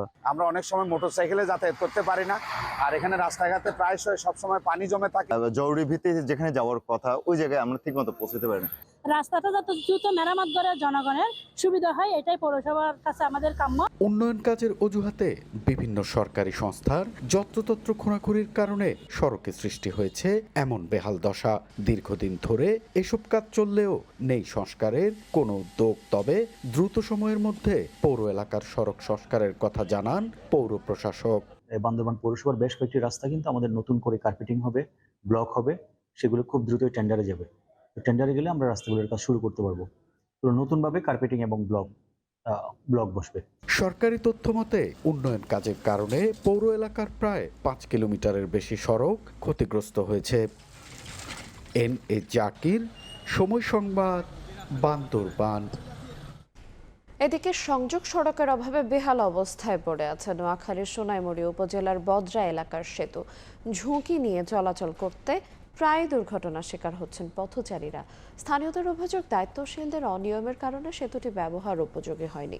চলতি বছরের ডিসেম্বরের মধ্যে সংযোগ সড়ক নির্মাণ কাজ শেষ হবে বলে আশ্বাস সড়ক বিভাগের। সাইফুল্লাহ কামরুলের তথ্য, ইয়াসিনের ছবি নিয়ে রিপোর্ট। সেতু আছে, নেই সংযোগ সড়ক, যাতায়াতের কোনো কাজেই আসছে না গুরুত্বপূর্ণ এই সেতুটি। নোয়াখালীর সোনাইমুড়ি উপজেলার বদরা এলাকার সেতুটি 2024 সালে নির্মাণ কাজ শেষ হয়, ব্যয় হয় 1,20 লাখ টাকা। তবে এখনও বেহাল অবস্থায় পড়ে আছে সংযোগ সড়ক। স্থানীয়দের অভিযোগ, দায়িত্বশীলদের অনিয়মের কারণে সেতুটি ব্যবহারের উপযোগী হয়নি। অত্যন্ত কষ্ট হইতেছে, খাত ঘুইয়া গর্ত রুগী লয়ে যাওয়া যায় না। আমাদের এই রাস্তা দিয়ে ডেইলি 24 ঘন্টা হাজার হাজার গাড়ি চলাফেরা করতেছে, কিন্তু আমাদের রাস্তার ব্রিজটার ব্যাপারে কোনো উদ্যোগ নিতেছে। ডিসি অফিস বা উপজেলা অফিস থেকে লোকজন আসছে, কিন্তু কাজের কোনো অগ্রগতি বা তদারকি আমরা এখন পর্যন্ত পাই নাই। সড়ক বিভাগ জানায় ভূমি অধিগ্রহণ সংক্রান্ত জটিলতার কারণেই আটকে যায় সংযোগ সড়কের কাজ। চলতি বছরের ডিসেম্বরের মধ্যেই সড়কের নির্মাণ কাজ শেষ হবে বলে আশ্বাস নির্বাহী প্রকৌশলীর। অধিগ্রহণ কার্যক্রম এখন সম্পন্ন হওয়ার পথে। এই অ্যাপ্রোচটার কানেকশনটা এখন দিলে তাহলে পরে কালভার্টের সুফলটা পুরোপুরি জনগণ ভোগ করতে পারবে। স্থানীয়রা বলছেন সেতুটির সংযোগ সড়ক নির্মিত হলে সেনবাগ বেগমগঞ্জ গ্যাস ফিল্ড থেকে সোনাইমুড়ি এবং কবিরহাট ছমির মুন্সি হয়ে সোনাইমুড়ি পর্যন্ত 16 কিলোমিটার পথের যাতায়াত হবে আরও সুগম। সময় সংবাদ, নোয়াখালী। ভোরের সময় আরো থাকছে। আমার ঘরে মনে করেন 5 জন আছে, 3 জন আছে, 4 জন আছে, 20 কেজি চাইলে কি হয়? এই অন্যটাই আমাদের সাথে কেন হয়? কাপ্তাই হ্রদে 98 দিন মাছ শিকারের নিষেধাজ্ঞা শুরু, প্রতি জেলে পাচ্ছেন 20 কেজি চাল। অন্য জেলার তুলনায় রাঙামাটিতে অর্ধেক বরাদ্দে ক্ষোভ।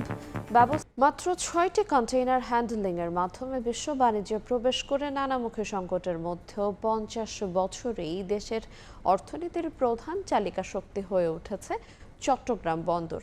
এই বন্দর বছরে যেমন 33 লাখ কন্টেইনার এবং 13 কোটি মেট্রিক টন কার্গো পণ্য ওঠানামা করছে, তেমনি 4000 দেশি বিদেশি মাদার ভেসেল হ্যান্ডেলিং করছে।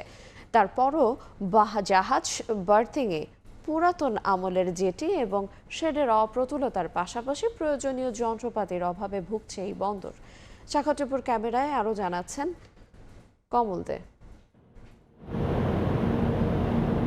পর্তুগিজ বণিকেরা 16 শতকে যার নাম দিয়েছিল পোর্তে গ্র্যান্ডো দি বেঙ্গলা, কিংবা 18 শতকে ব্রিটিশদের ভাষায় গ্র্যান্ড পোর্ট অফ বেঙ্গল। আর আজকের স্বাধীন বাংলাদেশের এই চট্টগ্রাম বন্দর কয়েকশো বছর আগে থেকে এই অঞ্চলে পণ্য আনা নেওয়ার মাধ্যম হিসেবে ব্যবহার হলো। আনুষ্ঠানিক বন্দরের স্বীকৃতি মেলে 139 বছর আগে 1888 সালের 25 এপ্রিল। আর এই বন্দরে কন্টেনার ওঠানামা শুরু হয় স্বাধীনতা পরবর্তী অর্থাৎ 1977 সালের 22 মার্চ।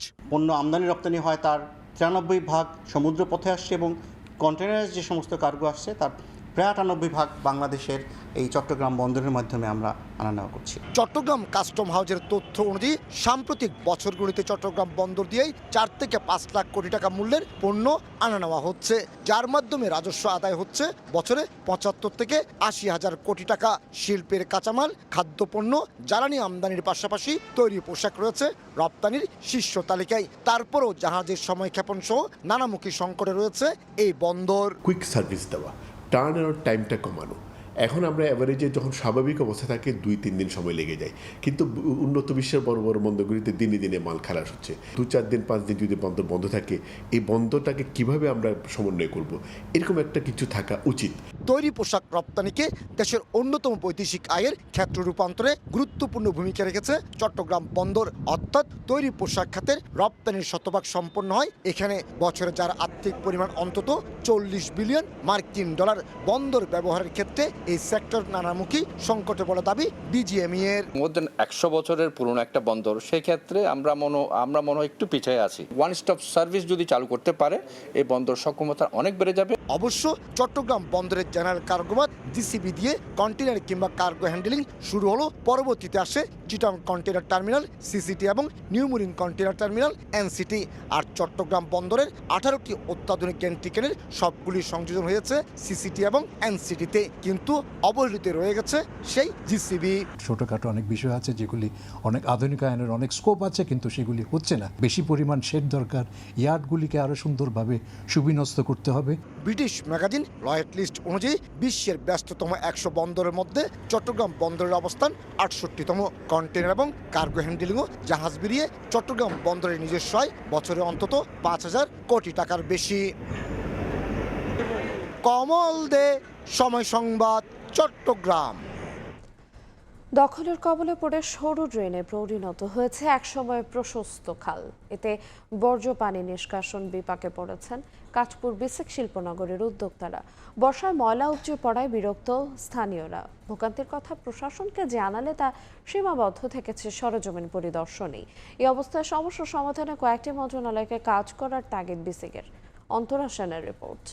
আমি যেটির পাশে দাঁড়িয়ে আছি সেটি মূলত নারায়ণগঞ্জের কাঁচপুর বিসিকের একটি খাল। দেখে বিশ্বাস করা কঠিন হলেও এটি দিয়ে একটা সময় নৌকা চলাচল করত। তবে কালের বিবর্তনে জমি দখল হতে হতে এই খাল এখন পরিণত হয়েছে সরু ড্রেনে।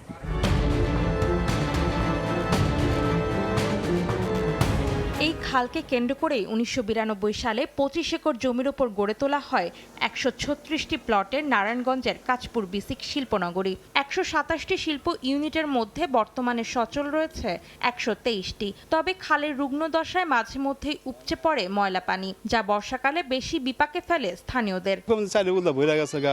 বিসিকের ময়লায়, বাড়ির ময়লায়, এলাকাবাসীর ময়লা হলে না, ময়লা হলে বলেছেন না, ডাইনের পানি আসে, সেই পানি আসে মানুষের বৃষ্টি হইলেই খুব যাতায়াতের সমস্যা, দোকান পাওয়ার সমস্যা। 15-20 বছর আগে অনেক বড় খাল ছিল, এখন সবার আস্তে আস্তে বাড়িঘর চাপতে চাপতে রাস্তা হইতে এটা ছোট হয়ে গেছে। যে পানি যায় 5 মিনিট বৃষ্টি হইলে সবার দোকানে পানি ঢুকে। ডাইংয়ের বর্জ্য ঠিকমতো নিষ্কাশন হতে না পারায় বিপাকে উদ্যোক্তারাও। বারবার কর্তৃপক্ষকে জানানো হলেও প্রয়োজনীয় পদক্ষেপ না নেওয়ার অভিযোগ তাদের। বিসিকের যে পানি নিষ্কাশনের ক্ষেত্রে সাধারণত এগুলো আঞ্চলিক যে ক্যানেলগুলো আছে, যে ক্যানেলগুলো আপনার নদীর সাথে সংযুক্ত, সেই ক্যানেলগুলো কিন্তু ভরাট হয়ে গেছে অধিকাংশ। আমরা বারবার চেষ্টা করি, উপজেলা প্রশাসন, জেলা প্রশাসন, ইভেন বিসিকের হেড অফিসের, আমরা বিসিকের চেয়ারম্যান পর্যন্ত আমরা বিভিন্ন সময় আমরা তাদেরকে বলেছি, তারা এখানে ভিজিটও করেছে। এখানে আপনার জেলা ডিসিরা ভিজিট করেছে, টিউনরও ভিজিট করেছে, কিন্তু কাজ কিন্তু ওইভাবে হয় নাই। খাল উদ্ধারে ওপর মহলে সুপারিশ করা হয়েছে বলে জানান স্থানীয় বিসিক কার্যালয়ের এই কর্মকর্তা। যেহেতু আমাদের শিল্প প্রতিষ্ঠানের পানিগুলো ওই খাল দিয়ে নদীতে প্রবাহিত হবে, তো শিল্প মালিকদের স্বার্থে, শিল্পায়নের স্বার্থে আমরা জেলা প্রধানের নেতৃত্বে আমরা ডিসি অফিসে ডিসি মহোদয়ের কাছে বিষয়টি উপস্থাপন করি। ডিসি মহোদয় বিষয়টি আর একটু ডিপলি দেখার জন্য বা ইয়া করার জন্য বলে, খুব একটা কথা বলার সুযোগ অ্যাকচুয়ালি দেওয়া হয়নি। তবে অবৈধ দখল উচ্ছেদ, খাল উদ্ধারে কয়েকটি মন্ত্রণালয়ের সম্মিলিত উদ্যোগে কাজ না করায় বেহাল দশা থেকে মুক্তি মিলছে না বলে জানান বিসিক চেয়ারম্যান। যে বিসিকিতে সব জিনিস কন্ট্রোল করতে পারে জিনিসটা সেরকমও না। ক্ষেত্র বিশেষে আমাদের সেই জিনিসগুলি ঠিক স্মুথলি হয়তো আমরা রান করতে পারি না, এই জিনিসগুলি হয়। এখন অনেক সুযোগ সুবিধার ক্ষেত্রেও কিন্তু আপনারা জানেন যে আপনার বিভিন্ন প্রতিষ্ঠান কিন্তু জড়িত থাকে। তো সবগুলি মিলে যদি একটা ইকোসিস্টেম ডেভেলপ করে তাহলে হয়তো আপনার বিসিকে কেন অন্য শিল্প প্রতিষ্ঠানের ক্ষেত্রে সেটা যথাযথভাবে বাস্তবায়ন করা সম্ভব হবে। এলাকা ভেদে শিল্পনগরীগুলোকে ভাগ করে প্রকল্পের মাধ্যমে সমস্যা সমাধানের কথাও জানান তিনি। অন্তরা সেন, সময় সংবাদ। একদিকে বানা হচ্ছে না নকশা, অন্যদিকে দুর্বল নির্মাণ কাঠামো নিয়ে গাজীপুরে গড়ে উঠছে একের পর এক ভবন। সেগুলোকে আবার বৈধতা দিচ্ছে সরকারি বিভিন্ন দপ্তর। এসব বিষয় তদারকির দায়িত্বে থাকা গাজীপুর উন্নয়ন কর্তৃপক্ষের ভবনটিও অপরিকল্পিত। এমন পরিস্থিতিতে কর্তৃপক্ষের উদাসীনতা কাটিয়ে আরও কঠোর হওয়ার পরামর্শ সচেতন সমাজের। মোহাম্মদ আরিফের ক্যামেরায় বিস্তারিত জানাচ্ছেন মেহেদি হাসান। নিয়ম বহির্ভূতভাবে গড়ে ওঠা 10 তলা এই ভবনটির ফ্লোরগুলো ভাড়ায় নিয়েছে সরকারি বিভিন্ন দপ্তর। অথচ দফায় দফায় চিঠি দিয়ে বহু আগেই ভবনটিকে ঝুঁকিপূর্ণ জানিয়েছে ফায়ার সার্ভিস। কিন্তু কে শোনে কার কথা? নিয়মনীতির তোয়াক্কা না করায় দুর্নীতি আর অনিয়ম খোঁজা যাদের কাজ, সেই দুদক, পরিসংখ্যান অফিস সহ জেলার গুরুত্বপূর্ণ সব দপ্তরই এখন বড় ধরনের দুর্ঘটনা শঙ্কায়। আশ্চর্যের ব্যাপার, এসব বিষয় তদারকির দায়িত্বে থাকা গাজীপুর উন্নয়ন কর্তৃপক্ষের ভবনটিরও একই দশা। ভাড়ায় নেওয়া জেলার প্রতিটি থানার ভবনগুলো ঝুঁকিপূর্ণ। শিল্পাঞ্চল হওয়ায় গাজীপুরে দিন দিন বাড়ছে ঘনবসতি, পাল্লা দিয়ে বাড়ছে বহুতল আবাসিক ও বাণিজ্যিক ভবন নির্মাণ, যার বড় একটা অংশ নির্মিত হচ্ছে কোনো প্রকার অনুমোদন ছাড়াই। বাড়ি ঘরে কাম চলতে আছে, ওই ইট বালু দেওয়া সবসময় মূর্তিতে মানুষ আসতে পারে না, এই অবস্থা। একসময় এসব তদারকির দায়িত্বে ছিল পৌরসভা, এরপর সিটি কর্পোরেশন, সবশেষ গাজীপুর উন্নয়ন কর্তৃপক্ষ। সকল দপ্তরই পরিকল্পিত গাজীপুর গড়তে ব্যর্থ। নিজের মতো করে খামখেয়ালি মতো বাড়িঘর না করার জন্য অনুরোধ থাকবে। যদি এই বিল্ডিং কোডের ব্যত্যয় ঘটে, আইনি যে ক্ষমতা আছে জেলা প্রশাসনকে দেওয়া আছে সেটি আমরা পুরোটাই অ্যাপ্লাই করব। দুর্বল নির্মাণ কাঠামো আর রাস্তা ছাড়া নকশাবিহীন ভবন নির্মাণের প্রতিযোগিতা দিন দিন বেড়েই চলছে গাজীপুরে। পরিস্থিতি এমন যে অগ্নিকাণ্ডের সময় ঘটনাস্থলে যাওয়ার ব্যবস্থাও নেই ফায়ার সার্ভিসের। কর্তৃপক্ষ যদি সঠিক পরিকল্পনার মাধ্যমে এই নগরায়নের ব্যাপারে জনগণকে সচেতন করে, আইনের প্রয়োগ ঘটায়, তাহলেই কিন্তু আসলে আমাদের প্রত্যাশিত নগরী গড়ে তোলা সম্ভব হতো। ভূমিকম্পে এখনও কোনো দুর্ঘটনা না ঘটলেও বড় ধরনের দুর্ঘটনার আশঙ্কায় রয়েছে গাজীপুরবাসী। মেহেদী হাসান, সময় সংবাদ, গাজীপুর। দেশের উত্তর ও পূর্বাঞ্চলের সর্বোচ্চ 7 মাত্রার ভূমিকম্প সৃষ্টির সক্ষমতা রাখা ফল্ট লাইনগুলো এখন বড় আতঙ্ক, অথচ দুর্যোগ মোকাবেলায় আইন থাকলেও তার প্রয়োগ নেই। বিশেষজ্ঞরা বলছেন কেবল উদ্ধার কাজে বিনিয়োগ নয়, বরং ভূমিকম্প সহনীয় ভবন নির্মাণের সর্বোচ্চ গুরুত্ব দিতে হবে। এবছরের শুরু থেকেই ঘন ঘন ভূমিকম্পে কাঁপছে দেশ। গত 4 মাসে রেকর্ড হয়েছে ছোট বড় শতাধিক কম্পন। সকালে রাজধানীর ডিআরইউতে পেশাজীবী সংগঠন পেপারস আয়োজিত ভূমিকম্প পরিপ্রেক্ষিত বাংলাদেশ শীর্ষক সেমিনারে বিশেষজ্ঞ প্রকৌশলী ও স্থপতিদের আলোচনায় জানা যায়, দেশের উত্তর আর পূর্বাঞ্চল ভূমিকম্পের জন্য সবচেয়ে ঝুঁকিপূর্ণ। পূর্বাভাসবিহীন এই দুর্যোগ মোকাবেলায় কঠোরভাবে বিল্ডিং কোড মেনে চলার তাগিদ দিচ্ছেন তারা। ভূমিকম্প কতটুকু ক্ষতি করবে বেসিক্যালি সেটা ডিপেন্ড করবে কয়েকটা জিনিসের উপর। এক মোটা দাগে যদি বলি, সেটা হচ্ছে যে কত মাত্রার ভূমিকম্প হচ্ছে, মাটির কত গভীরে সেটা তৈরি হচ্ছে, কী ধরনের মাটিতে সেটা তৈরি হচ্ছে, আরেকটা হচ্ছে ওই অঞ্চলের জনবসতি বা ঘনবসতি কেমন। These are all public safety issues যেগুলো বিল্ডিং কোড দ্বারা, রেগুলেশন দ্বারা আমরা যদি কন্ট্রোল করতে পারি। এটা খুব একটা মেজর রকেট সায়েন্স না, কিন্তু এগুলো পলিসি দ্বারা এবং কোড দ্বারা অবশ্যই আমাদের এটা করতে হবে। ভবন নির্মাণের ক্ষেত্রে সামগ্রিকভাবে সঠিক রাজনৈতিক নির্দেশনা প্রয়োজন জানিয়ে বুয়েটের বিশেষজ্ঞরা বলছেন, রাজুকের কাজ তদারকিতেও আলাদা ব্যবস্থা থাকা উচিত। পৃথিবীর সব দেশে এই ধরনের ভবনগুলোকে চিহ্নিতকরণ এবং ভবনটা খারাপ না ভালো চিহ্নিত করার জন্য আউটসোর্স করা হচ্ছে, থার্ড পার্টিকে নিয়োগ করা, অর্থাৎ তৃতীয় পক্ষকে। কারণ রাজুক যেহেতু নিজেই হচ্ছে বিল্ডিংয়ের ছাড়পত্র দিচ্ছে, নকশা অনুমোদন দিচ্ছে, তাকে দিয়ে বিল্ডিং চেক করার কোনো কারণ নেই। দুর্যোগের পর উদ্ধার কাজের চেয়ে পূর্বাভাসবিহীন এই প্রাকৃতিক বিড়ম্বনা মোকাবেলায় সংশ্লিষ্টদের যথোপযুক্ত প্রশিক্ষণ দিতে হবে, মত বিশেষজ্ঞদের। মাইমুনা হায়দার চৌধুরী, সময় সংবাদ, ঢাকা। শিক্ষক সংকটে ভুগছে কুমিল্লার বেশিরভাগ প্রাথমিক ও মাধ্যমিক বিদ্যালয়। পাশাপাশি জরাজীর্ণ ভবনে ব্যাহত হচ্ছে শিক্ষা কার্যক্রম। ঝুঁকি নিয়ে বিদ্যালয়ে যাচ্ছে শিক্ষার্থীরা, তবে বিষয়টি সমাধানের আশ্বাস শিক্ষা কর্মকর্তার। বাহার রায়হানের পাঠানো তথ্য ও ছবি নিয়ে রিপোর্ট। ভবনের বিভিন্ন অংশে ফাটল, এর মাঝেই চলছে পাঠদান। এমন চিত্র কুমিল্লার বেশিরভাগ প্রাথমিক ও উচ্চ মাধ্যমিক বিদ্যালয়ের। জরাজীর্ণ, ঝুঁকিপূর্ণ হওয়া সত্ত্বেও পুরোদমে চলছে ক্লাস। এছাড়া রয়েছে শিক্ষক সংকট। দ্রুত প্রয়োজনীয় শিক্ষক নিয়োগ ও অবকাঠামোগত উন্নয়ন না হলে শিক্ষার মান আরও ব্যাহত হওয়ার আশঙ্কা করছেন অভিভাবকরাও। অনেক নোংরা, আমাদের ওখানকার একটা ফ্যান নেই, আমরা ওখানে বসলে অনেক গরমে থাকতে হয়। প্লাস্টার করা না, মানে আকর্ষণীয় কিছুই না, জরাজীর্ণ, এদিক দিয়ে পানি পড়তেছে, ওদিক দিয়ে পানি পড়তেছে। ভবন জরাজীর্ণ, এখন বৃষ্টির দিন আসতেছে, এই যে নিচতলা পুরাটা পানিতে জমে থাকবে। শিক্ষক সংকট সমাধানে প্রয়োজনীয় ব্যবস্থা নেওয়ার আশ্বাস জেলা প্রাথমিক শিক্ষা কর্মকর্তার। অতি দ্রুত নিয়োগের ব্যবস্থা গ্রহণ করবেন আমাদের মন্ত্রণালয় এই সিদ্ধান্ত, এবং এটা নিয়ে প্রতিদিন কাজ করে যাচ্ছেন। জেলায় প্রাথমিক 2107 ও মাধ্যমিক 560টি প্রতিষ্ঠানে প্রধান শিক্ষকের 300টি পদ শূন্য। সময় সংবাদ, কুমিল্লা।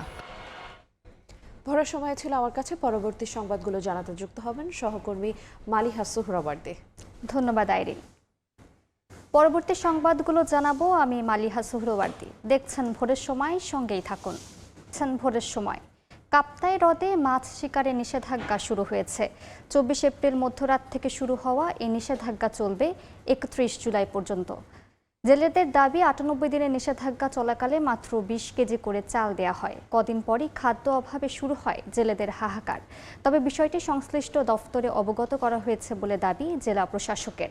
হেফাজত সবুজের পাঠানো তথ্য ও রাজীব দাস মুন্নার ছবি নিয়ে রিপোর্ট। কয়েকদিন আগেও মাছ শিকার উৎসবে মেতেছিলেন জেলেরা, তবে আজ থেকে ফিকে হয়ে গেছে সে আনন্দ, কেননা শুরু হয়েছে নিষেধাজ্ঞা। 725 বর্গ কিলোমিটারের জলাধার রাঙামাটির কাপ্তাই হ্রদ। মাছের প্রজনন বাড়াতে প্রতি বছর 1 মে থেকে 31 জুলাই এই হ্রদে মাছ শিকার বন্ধ থাকে। তবে এবছর এই নিষেধাজ্ঞা শুরু হয়েছে 24 জুলাই মধ্যরাত থেকে। এই অবস্থায় জেলেদের কপালে চিন্তার ভাঁজ।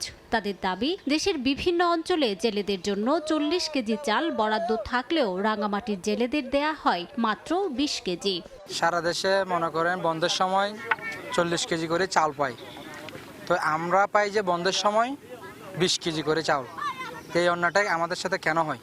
আমার ঘরে মনে করেন 5 জন আছে, 3 জন আছে, 4 জন আছে, 20 কেজি চাইলে কি হয়?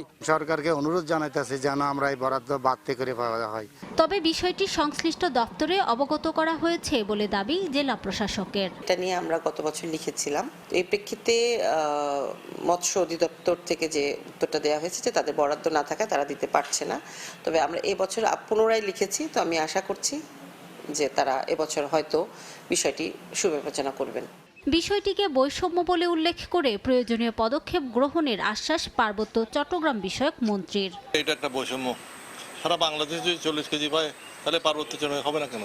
এ ব্যাপারে অবশ্যই স্টেপ নেব, যাতে সারা বাংলাদেশের মতো পার্বত্য জেলারাও যাতে 40 কেজি মতো চাউল পায়, যেটা প্রচলিত নিয়মে চলতেছে। মৎস্য বিভাগের তথ্য মতে কাপ্তাই হ্রদে মাছ আহরণ করে জীবিকা নির্বাহ করেন 26,000 জেলে। সময় সংবাদ, রাঙামাটি। নিষেধাজ্ঞার মধ্যেও চাঁদপুরের পদ্মা ও মেঘনার অভয়াশ্রমে জাটকা নিধন থেমে নেই। বেকার জেলেরা পেটের দায়ে বাধ্য হচ্ছেন মাছ ধরতে। এতে তাদের নিবৃত্ত করতে গিয়ে মৎস্য বিভাগ ও আইন শৃঙ্খলা রক্ষাকারী বাহিনীর ব্যস্ততা বেড়েছে। এরই মধ্যে বিষয়টি নজরে পড়েছে স্থানীয় সংসদ সদস্যের। 2 মাসের নিষেধাজ্ঞা এখন শেষের দিকে। ফারুক আহমেদের রিপোর্ট, ক্যামেরায় ছিলেন নাইমুল ইসলাম নীরব।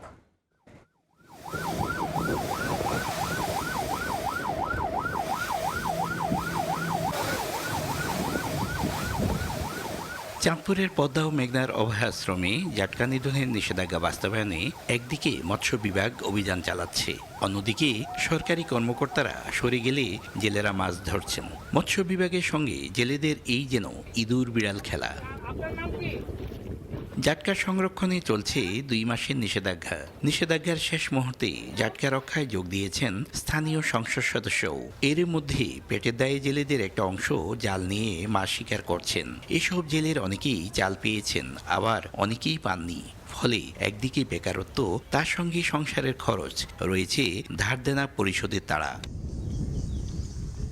জেলায় সরকারি তালিকায় থাকা 1.5 লাখ জেলের মধ্যে 39,400 জেলে 40 কেজি হারে 2 মাসে খাদ্য প্রণোদনা চাল পেয়েছেন। তবে অবশিষ্ট জেলেরা সেই চাল পাননি। নিষেধাজ্ঞা উপেক্ষা করে মাছ ধরা জেলেরা বলছেন, পেটে দায়ে বাধ্য হয়ে জাল নিয়ে নামছেন তারা।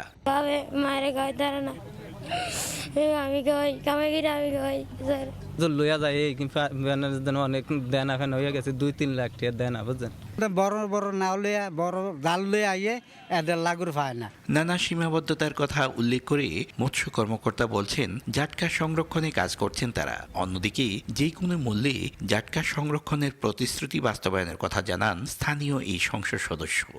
আমরা তাদেরকে ধরতে চাই, তারা আমাদের থেকে পালাতে চায়, এইভাবেই আমাদের প্রতিযোগিতা হয়। তো তার মাধ্যমেই দেখা যায় যে আমরা যতটুকু তাদের নিয়ন্ত্রণ করতে পারি। এখানে যেন আইন শৃঙ্খলা লোক বাড়াইয়া দেয় এবং 24 আওয়ার্স যেন মনিটরিং এর মধ্যে থাকে। জাটকা সংরক্ষণে গত 1 মার্চ থেকে শুরু হওয়া এই নিষেধাজ্ঞা চলবে আগামী 30 এপ্রিল পর্যন্ত। ফারুক আহমদ, সময় সংবাদ, চাঁদপুর। সড়কে চাঁদা আদায়কে কেন্দ্র করে 2টি শ্রমিক সংগঠনের বিরোধের জেরে চাঁপাইনবাবগঞ্জ থেকে একদিন বন্ধ থাকার পর সকাল থেকে শুরু হয়েছে বাস চলাচল। বিস্তারিত জানাতে যুক্ত হচ্ছেন সহকর্মী জাহাঙ্গীর আলম। সরাসরি যাচ্ছি তার কাছে। আজ শনিবার সকাল থেকে চাঁপাইনবাবগঞ্জের জেলা, আন্ত উপজেলা এবং দূরপাল্লার বিভিন্ন বাস আমরা ছেড়ে যেতে দেখছি। আমরা এই মুহূর্তে আছি বিশ্ব রোড মোড়ে। সেখান থেকে দেখতে পাচ্ছি দূরপাল্লার এবং যে আন্ত উপজেলা, রাজশাহী, নওগাঁ রুটের যে সমস্ত বাসগুলো আছে সেগুলো ছেড়ে যাচ্ছে। যদিও গতকাল সারাদিনই আসলে 2টি শ্রমিক সংগঠনের আসলে যে বিরোধ, সড়কে চাঁদা আদায়কে কেন্দ্র করে তাদের মধ্যে যে বিরোধ, এর বিরোধের জের ধরে 2টি সংগঠনই তারা আসলে কর্মবিরতি চায় এবং সব ধরনের বাস চলাচল বন্ধ থাকে। এতে যাত্রীদের যে ভোগান্তি সেটি চরম আকার ধারণ করে। এর প্রেক্ষিতে আসলে স্থানীয় জনপ্রতিনিধি এবং প্রশাসন দুটি সংগঠনকে নিয়েই আসলে আলোচনায় বসেছিলেন গতকাল রাতে। এরপরই সিদ্ধান্ত আসে যে তারা আসলে তাদের যে ধর্মঘট, তাদের যে কর্মবিরতি সেটি তারা আসলে প্রত্যাহার করেছে। এবং সকাল থেকে আমরা দেখছি যে ঢাকা, চট্টগ্রাম, রাজশাহী রুটের বিভিন্ন যে বাসগুলো রয়েছে সেগুলো চালু হয়েছে। আমরা যদি বলি একটু যে এই দুটি সংগঠন হচ্ছে চাঁপাইনবাবগঞ্জ জেলা ট্রাক ট্রাঙ্কলরি কাভারভ্যান শ্রমিক ইউনিয়ন এবং চাঁপাইনবাবগঞ্জ জেলা মোটর শ্রমিক ইউনিয়ন। এই দুটি সংগঠনের মধ্যেই মূলত বিরোধ, এবং তাদের বিরোধের অন্যতম প্রধান কারণই হচ্ছে আসলে সড়কে যে চাঁদা তারা উত্তোলন করে। যদিও জেলা ট্রাক ট্রাঙ্কলরি কাভারভ্যান শ্রমিক ইউনিয়ন বলছে যে আসলে তারা দীর্ঘদিন ধরেই শ্রমিকদের উন্নয়নের স্বার্থে সড়কের বিভিন্ন পয়েন্টে তারা চাঁদা আদায় করে এবং শ্রমিকদের কল্যাণ তহবিল হিসেবে তারা এটাকে চিহ্নিত করছে। অপরদিকে জেলা মোটর শ্রমিক ইউনিয়ন তাদের দাবি যে আসলে যে ট্রাঙ্কলরি কাভারভ্যান যে সংগঠনটি রয়েছে তারা আসলে বাসে চাঁদা আদায় করতে পারবে না এবং বাসে শুধুমাত্র তারাই করতে পারবে। এই যে বিরোধ, এই বিরোধের জের ধরে মূলত তাদের এই শ্রমিকের যে বিরোধের জের, এর কারণেই মূলত দিনব্যাপী গতকালকে আসলে বাস চলাচল বন্ধ ছিল। গতকাল রাতেও যখন হরিপুর এলাকাতে এই বিষয়টি নিয়ে একটি সমাধানের জন্য তারা বসেছিল, সে সময় আমরা দেখেছি যে রাতের বেলা ককটেল বিস্ফোরণের ঘটনা ঘটেছে। তো এই মুহূর্তে আসলে বাস চলাচল স্বাভাবিক রয়েছে চাঁপাইনবাবগঞ্জ থেকে। এ ছিল আমার কাছে সর্বশেষ। যুক্ত ছিলাম চাঁপাইনবাবগঞ্জে। নরসিংদীতে বাসের চাপায় পথচারী নিহত হয়েছেন। এদিকে ঝিনাইদহে ট্রাক চাপায় নারীর মৃত্যু হয়েছে। শুক্রবার সকালে নরসিংদীর ঢাকা সিলেট মহাসড়কের বাঘহাটা জামে মসজিদ এলাকায় একটি যাত্রীবাহী বাস হঠাৎ ব্রেক করলে পেছন থেকে ধাক্কা দেয় একটি কাভার্ড ভ্যান। এতে বাসটি নিয়ন্ত্রণ হারিয়ে সড়কের পাশে থাকা আজিজুর রহমানকে চাপা দিলে ঘটনাস্থলেই তার মৃত্যু হয়। দুর্ঘটনার পর বাস ও কাভার্ড ভ্যানের চালকরা পালিয়ে যায়। এদিকে স্বামীর সঙ্গে মোটরসাইকেলে করে ঝিনাইদহ শহরে যাচ্ছিল শাম্মী আক্তার। মশিউর রহমান বালিকা বিদ্যালয়ের সামনে পৌঁছালে ভাঙা সড়কের কারণে মোটরসাইকেল থেকে পড়ে যান তিনি। এ সময় পেছন দিক থেকে আসা একটি ট্রাক তাকে চাপা দিলে ঘটনাস্থলেই মারা যান শাম্মী।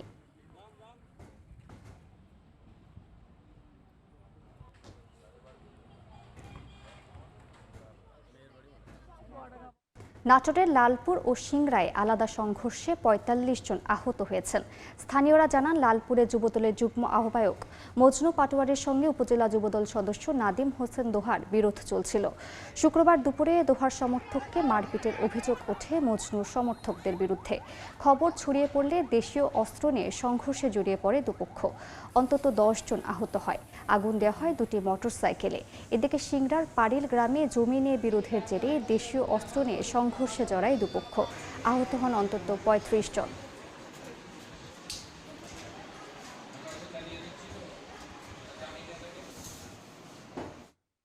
নীলফামারীতে সেচ প্রকল্পে অনিয়মের প্রতিবাদে মামলা করায় বাদী ও পরিবারের ওপর হামলার অভিযোগ উঠেছে। বৃহস্পতিবার রাতে সদর ইউনিয়নের গরুহাটি এলাকায় এই ঘটনা ঘটে। ১৭ মার্চে তিস্তা সেচ প্রকল্পের ক্যানেল ও নালা সংস্কার কাজে নিম্নমানের সামগ্রী ব্যবহারের প্রতিবাদে মানববন্ধন করে স্থানীয়রা। এ ঘটনায় এক যুবককে হুমকির অভিযোগে ঠিকাদার সহযোগীদের বিরুদ্ধে আদালতে মামলা করা হয়। এরই জেরে বৃহস্পতিবার রাতে ওই যুবকের ভাইয়ের দোকানে হামলা চালায় দুর্বৃত্তরা। শুক্রবার বিকেলে আবারও তারা হামলা চালায়। গুরুতর আহত দুজনকে উন্নত চিকিৎসার জন্য রংপুর মেডিকেল কলেজ হাসপাতালে পাঠানো হয়েছে।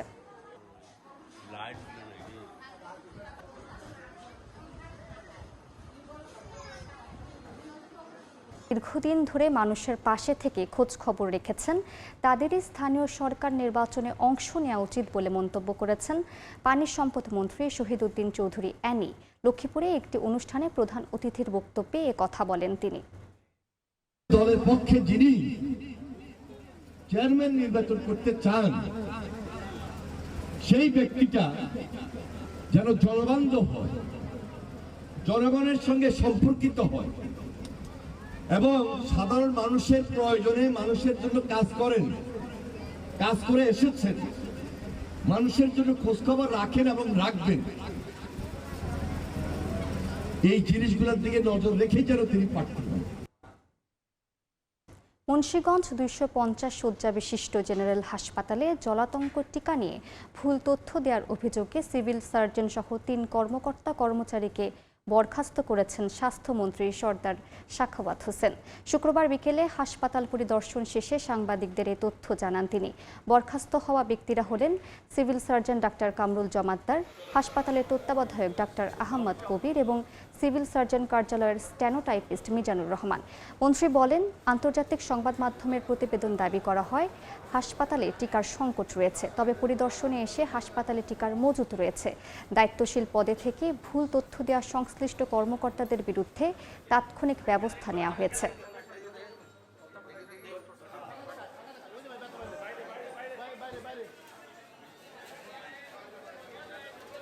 দিনাজপুরে যান্ত্রিক ত্রুটি সারিয়ে বিদ্যুৎ উৎপাদনে ফিরেছে বড়পুকুরিয়া তাপবিদ্যুৎ কেন্দ্র। ৪৬ ঘন্টার পর বন্ধ হওয়া ১ নম্বর ইউনিটটি চালু হওয়ার বিষয়টি নিশ্চিত করেন তাপবিদ্যুৎ কেন্দ্রের প্রধান প্রকৌশলী আবু বক্কর সিদ্দিক। বুধবার রাতে ১২৫ মেগাওয়াট উৎপাদন ক্ষমতা সম্পন্ন ১ নং ইউনিটের কোল মেশিনের বয়লার পাইপ ফেটে বন্ধ হয়ে যায়। এতে উৎপাদন কার্যক্রম বন্ধ রাখতে হয় বিদ্যুৎ কেন্দ্রের ৩টি ইউনিটের সবকটিরই। পরে যাবতীয় ত্রুটি সারিয়ে চালু করা হয় তাপবিদ্যুৎ কেন্দ্রের কার্যক্রম।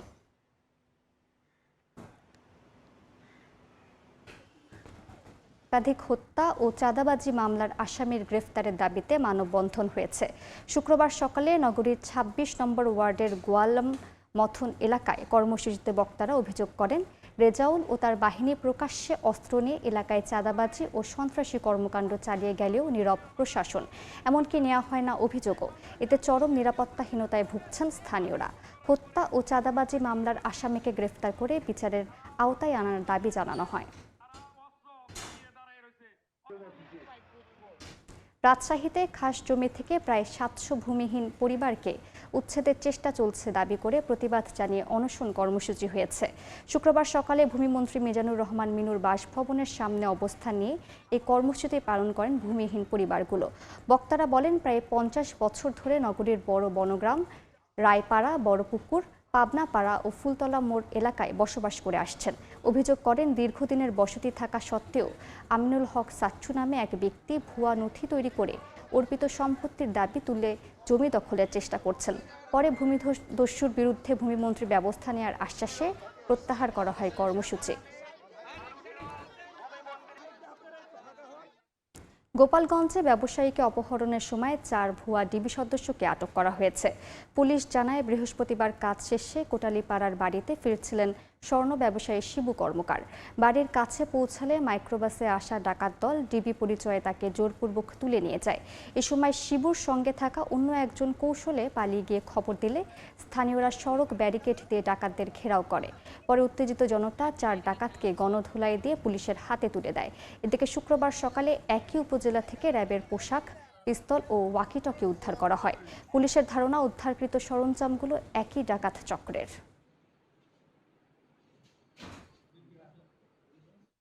নড়াইলে আলাদা অভিযানে প্রায় ৮.৫ লাখ টাকার মাদকসহ একটি প্রাইভেট কার জব্দ করেছে ডিবি পুলিশ।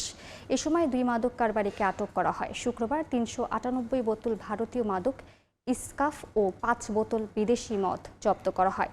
পুলিশ জানায়, রাসেল সেতু এলাকায় চেকপোস্ট বসিয়ে একটি প্রাইভেট কার তল্লাশি করে বস্তা ভর্তি ইস্কাফ উদ্ধার করা হয়, যার আনুমানিক বাজার মূল্য প্রায় ৮ লাখ টাকা।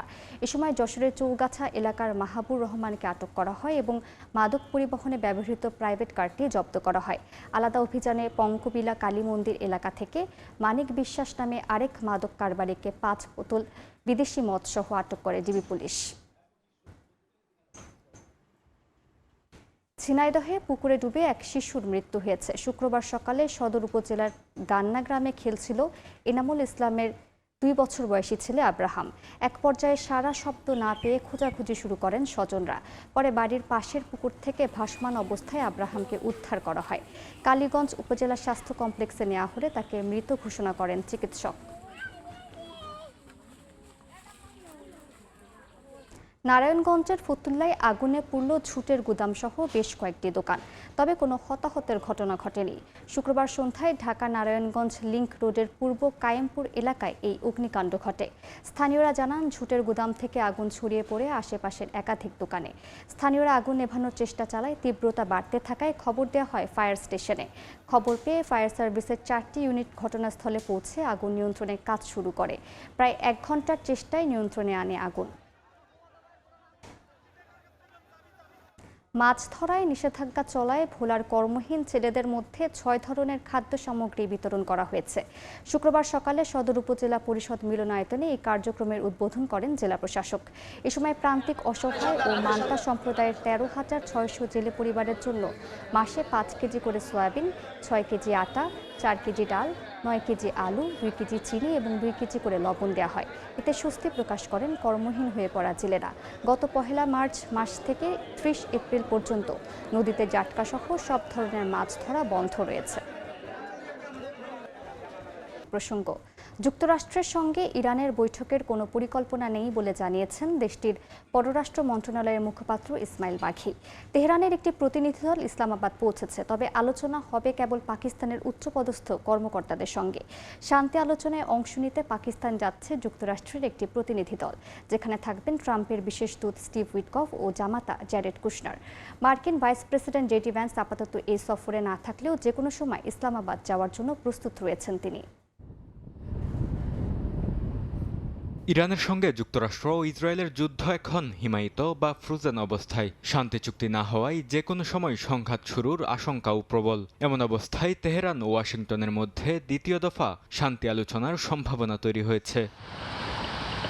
শুক্রবার রাতে পাকিস্তানে পৌঁছেছে ইরানের প্রতিনিধি দল, তবে যুক্তরাষ্ট্রের সঙ্গে বৈঠকের পরিকল্পনা নেই বলে জানিয়েছেন ইরানের পররাষ্ট্র মন্ত্রণালয়ের মুখপাত্র ইসমাইল বাঘাই। সামাজিক মাধ্যমে তিনি লেখেন, ইসলামাবাদে ইরানের পর্যবেক্ষণ বা বক্তব্যগুলো পাকিস্তানের কাছে পৌঁছে দেয়া হবে। আব্বাস আরাকচি কেবল পাকিস্তানের উচ্চপদস্থ কর্মকর্তাদের সঙ্গে বৈঠক করবেন।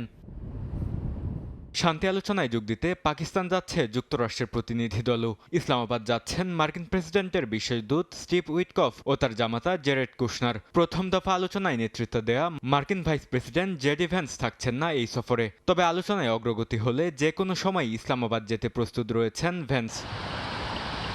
তেহরানের সঙ্গে চুক্তিতে পৌঁছানোর চেষ্টার মধ্যেই ন্যাটো মিত্রদের বিরুদ্ধে ব্যবস্থা নিতে চায় ওয়াশিংটন। ইরান আক্রমণে ঘাঁটি ব্যবহার সহ চাহিদামতো সহযোগিতা না করায় স্পেনকে পশ্চিমা সামরিক জোট থেকে বহিষ্কার করার চিন্তার বিষয়টি পেন্টাগনের ইমেল বার্তায় প্রকাশ পেয়েছে। যুক্তরাজ্যের বিরুদ্ধেও ব্যবস্থা নেওয়ার ইঙ্গিত রয়েছে ওই বার্তায়, তবে ন্যাটো বলছে জোটের বিধিবিধানে কোনো সদস্য রাষ্ট্রকে বহিষ্কারের বিধান নেই। এ ধরনের প্রতিবেদনের গুরুত্ব নাকচ করে আন্তর্জাতিক আইনের কাঠামোর মধ্যে সহযোগিতার কথা বলেন স্পেনের প্রধানমন্ত্রী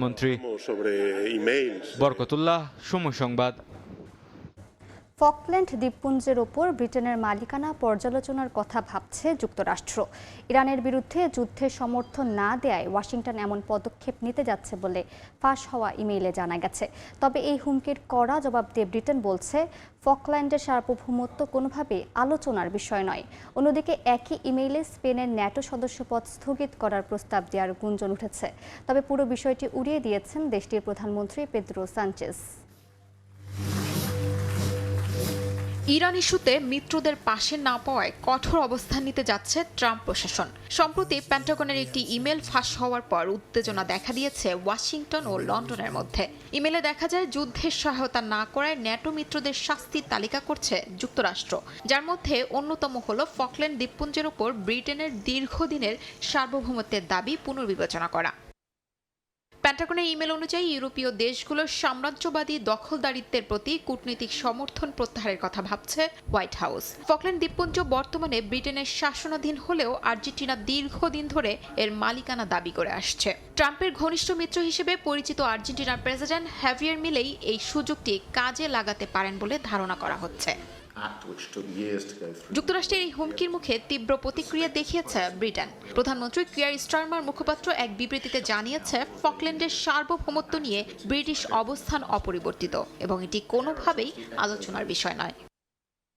অন্যদিকে একই ইমেলে স্পেনকে ন্যাটো থেকে স্থগিত করার মার্কিন প্রস্তাবের কথাও উঠে এসেছে। যদিও এই তথ্যকে গুরুত্ব দিতে নারাজ স্পেনের প্রধানমন্ত্রী পেদ্রো সানচেজ। তিনি বলেন, স্পেন কোনো অভ্যন্তরীণ ইমেল বা গুঞ্জনের ভিত্তিতে প্রতিক্রিয়া জানায় না। সানচেজ সাফ জানান, আন্তর্জাতিক আইনের কাঠামোর বাইরে গিয়ে স্পেন কোনো যুদ্ধে অংশ নেবে না। শিউলি রোজা, সময় সংবাদ। গাজার খান ইউনিসে ইসরায়েলি হামলায় অন্তত 12 জন নিহত হয়েছেন। পবিত্র জুমার দিনে গাজা সিটিতে মুসল্লিদের উপর বিমান হামলা চালায় দখলদাররা। এতে অন্তত 3 ফিলিস্তিনি নিহত হয়েছেন। এছাড়া মধ্য ও উত্তর গাজায় ইসরায়েলি হামলায় বেশ কয়েকজন নিহত হয়েছেন। চলমান সংঘাতে গাজায় নিহতের সংখ্যা 72,000 ছাড়িয়েছে। উপত্যকায় বেসামরিক নাগরিকদের নিরাপত্তা নিয়ে উদ্বেগ জাতিসংঘের। স্থানীয় সময় শুক্রবার গাজা সিটিতে জুমার নামাজ আদায় করতে আসা মুসল্লিদের উপর বিমান হামলা চালায় ইসরায়েলি বাহিনী। প্রত্যক্ষদর্শীরা জানান, নামাজের জন্য জড়ো হওয়া মুসল্লিদের লক্ষ্য করে হামলা চালানো হয়। ঘটনাস্থলে নিহত হন বেশ কয়েকজন। দক্ষিণ গাজার খান ইউনিস এলাকাতেও হামলা চালায় দখলদাররা। ইসরায়েলি সেনাবাহিনীর দাবি, সেখানে অস্ত্র বহনকারী যোদ্ধাদের লক্ষ্য করে হামলা চালানো হয়। মধ্য গাজার দের আল বালাহ এলাকার একটি ক্যাম্পে ইসরায়েলি হামলায় বেশ কয়েকজন নিহত হয়েছেন, যাদের মধ্যে একজন উদ্ধারকর্মীও রয়েছেন। উত্তর গাজায় একটি তাঁবুতে হামলায় শিশুর মৃত্যুর খবরও পাওয়া গেছে। অবরুদ্ধ গাজা উপত্যকায় চলমান সংঘাতে নিহতের সংখ্যা বেড়ে 72,000 ছাড়িয়েছে বলে জানায় স্থানীয় স্বাস্থ্য কর্তৃপক্ষ। আহতের সংখ্যা ছাড়িয়েছে 1,72,000-এর বেশি। আবাসিক এলাকায় হামলা, গোলাবর্ষণ ও গুলির ঘটনায় বেসামরিক নাগরিকদের নিরাপত্তা নিয়ে উদ্বেগ প্রকাশ করেছে জাতিসংঘ।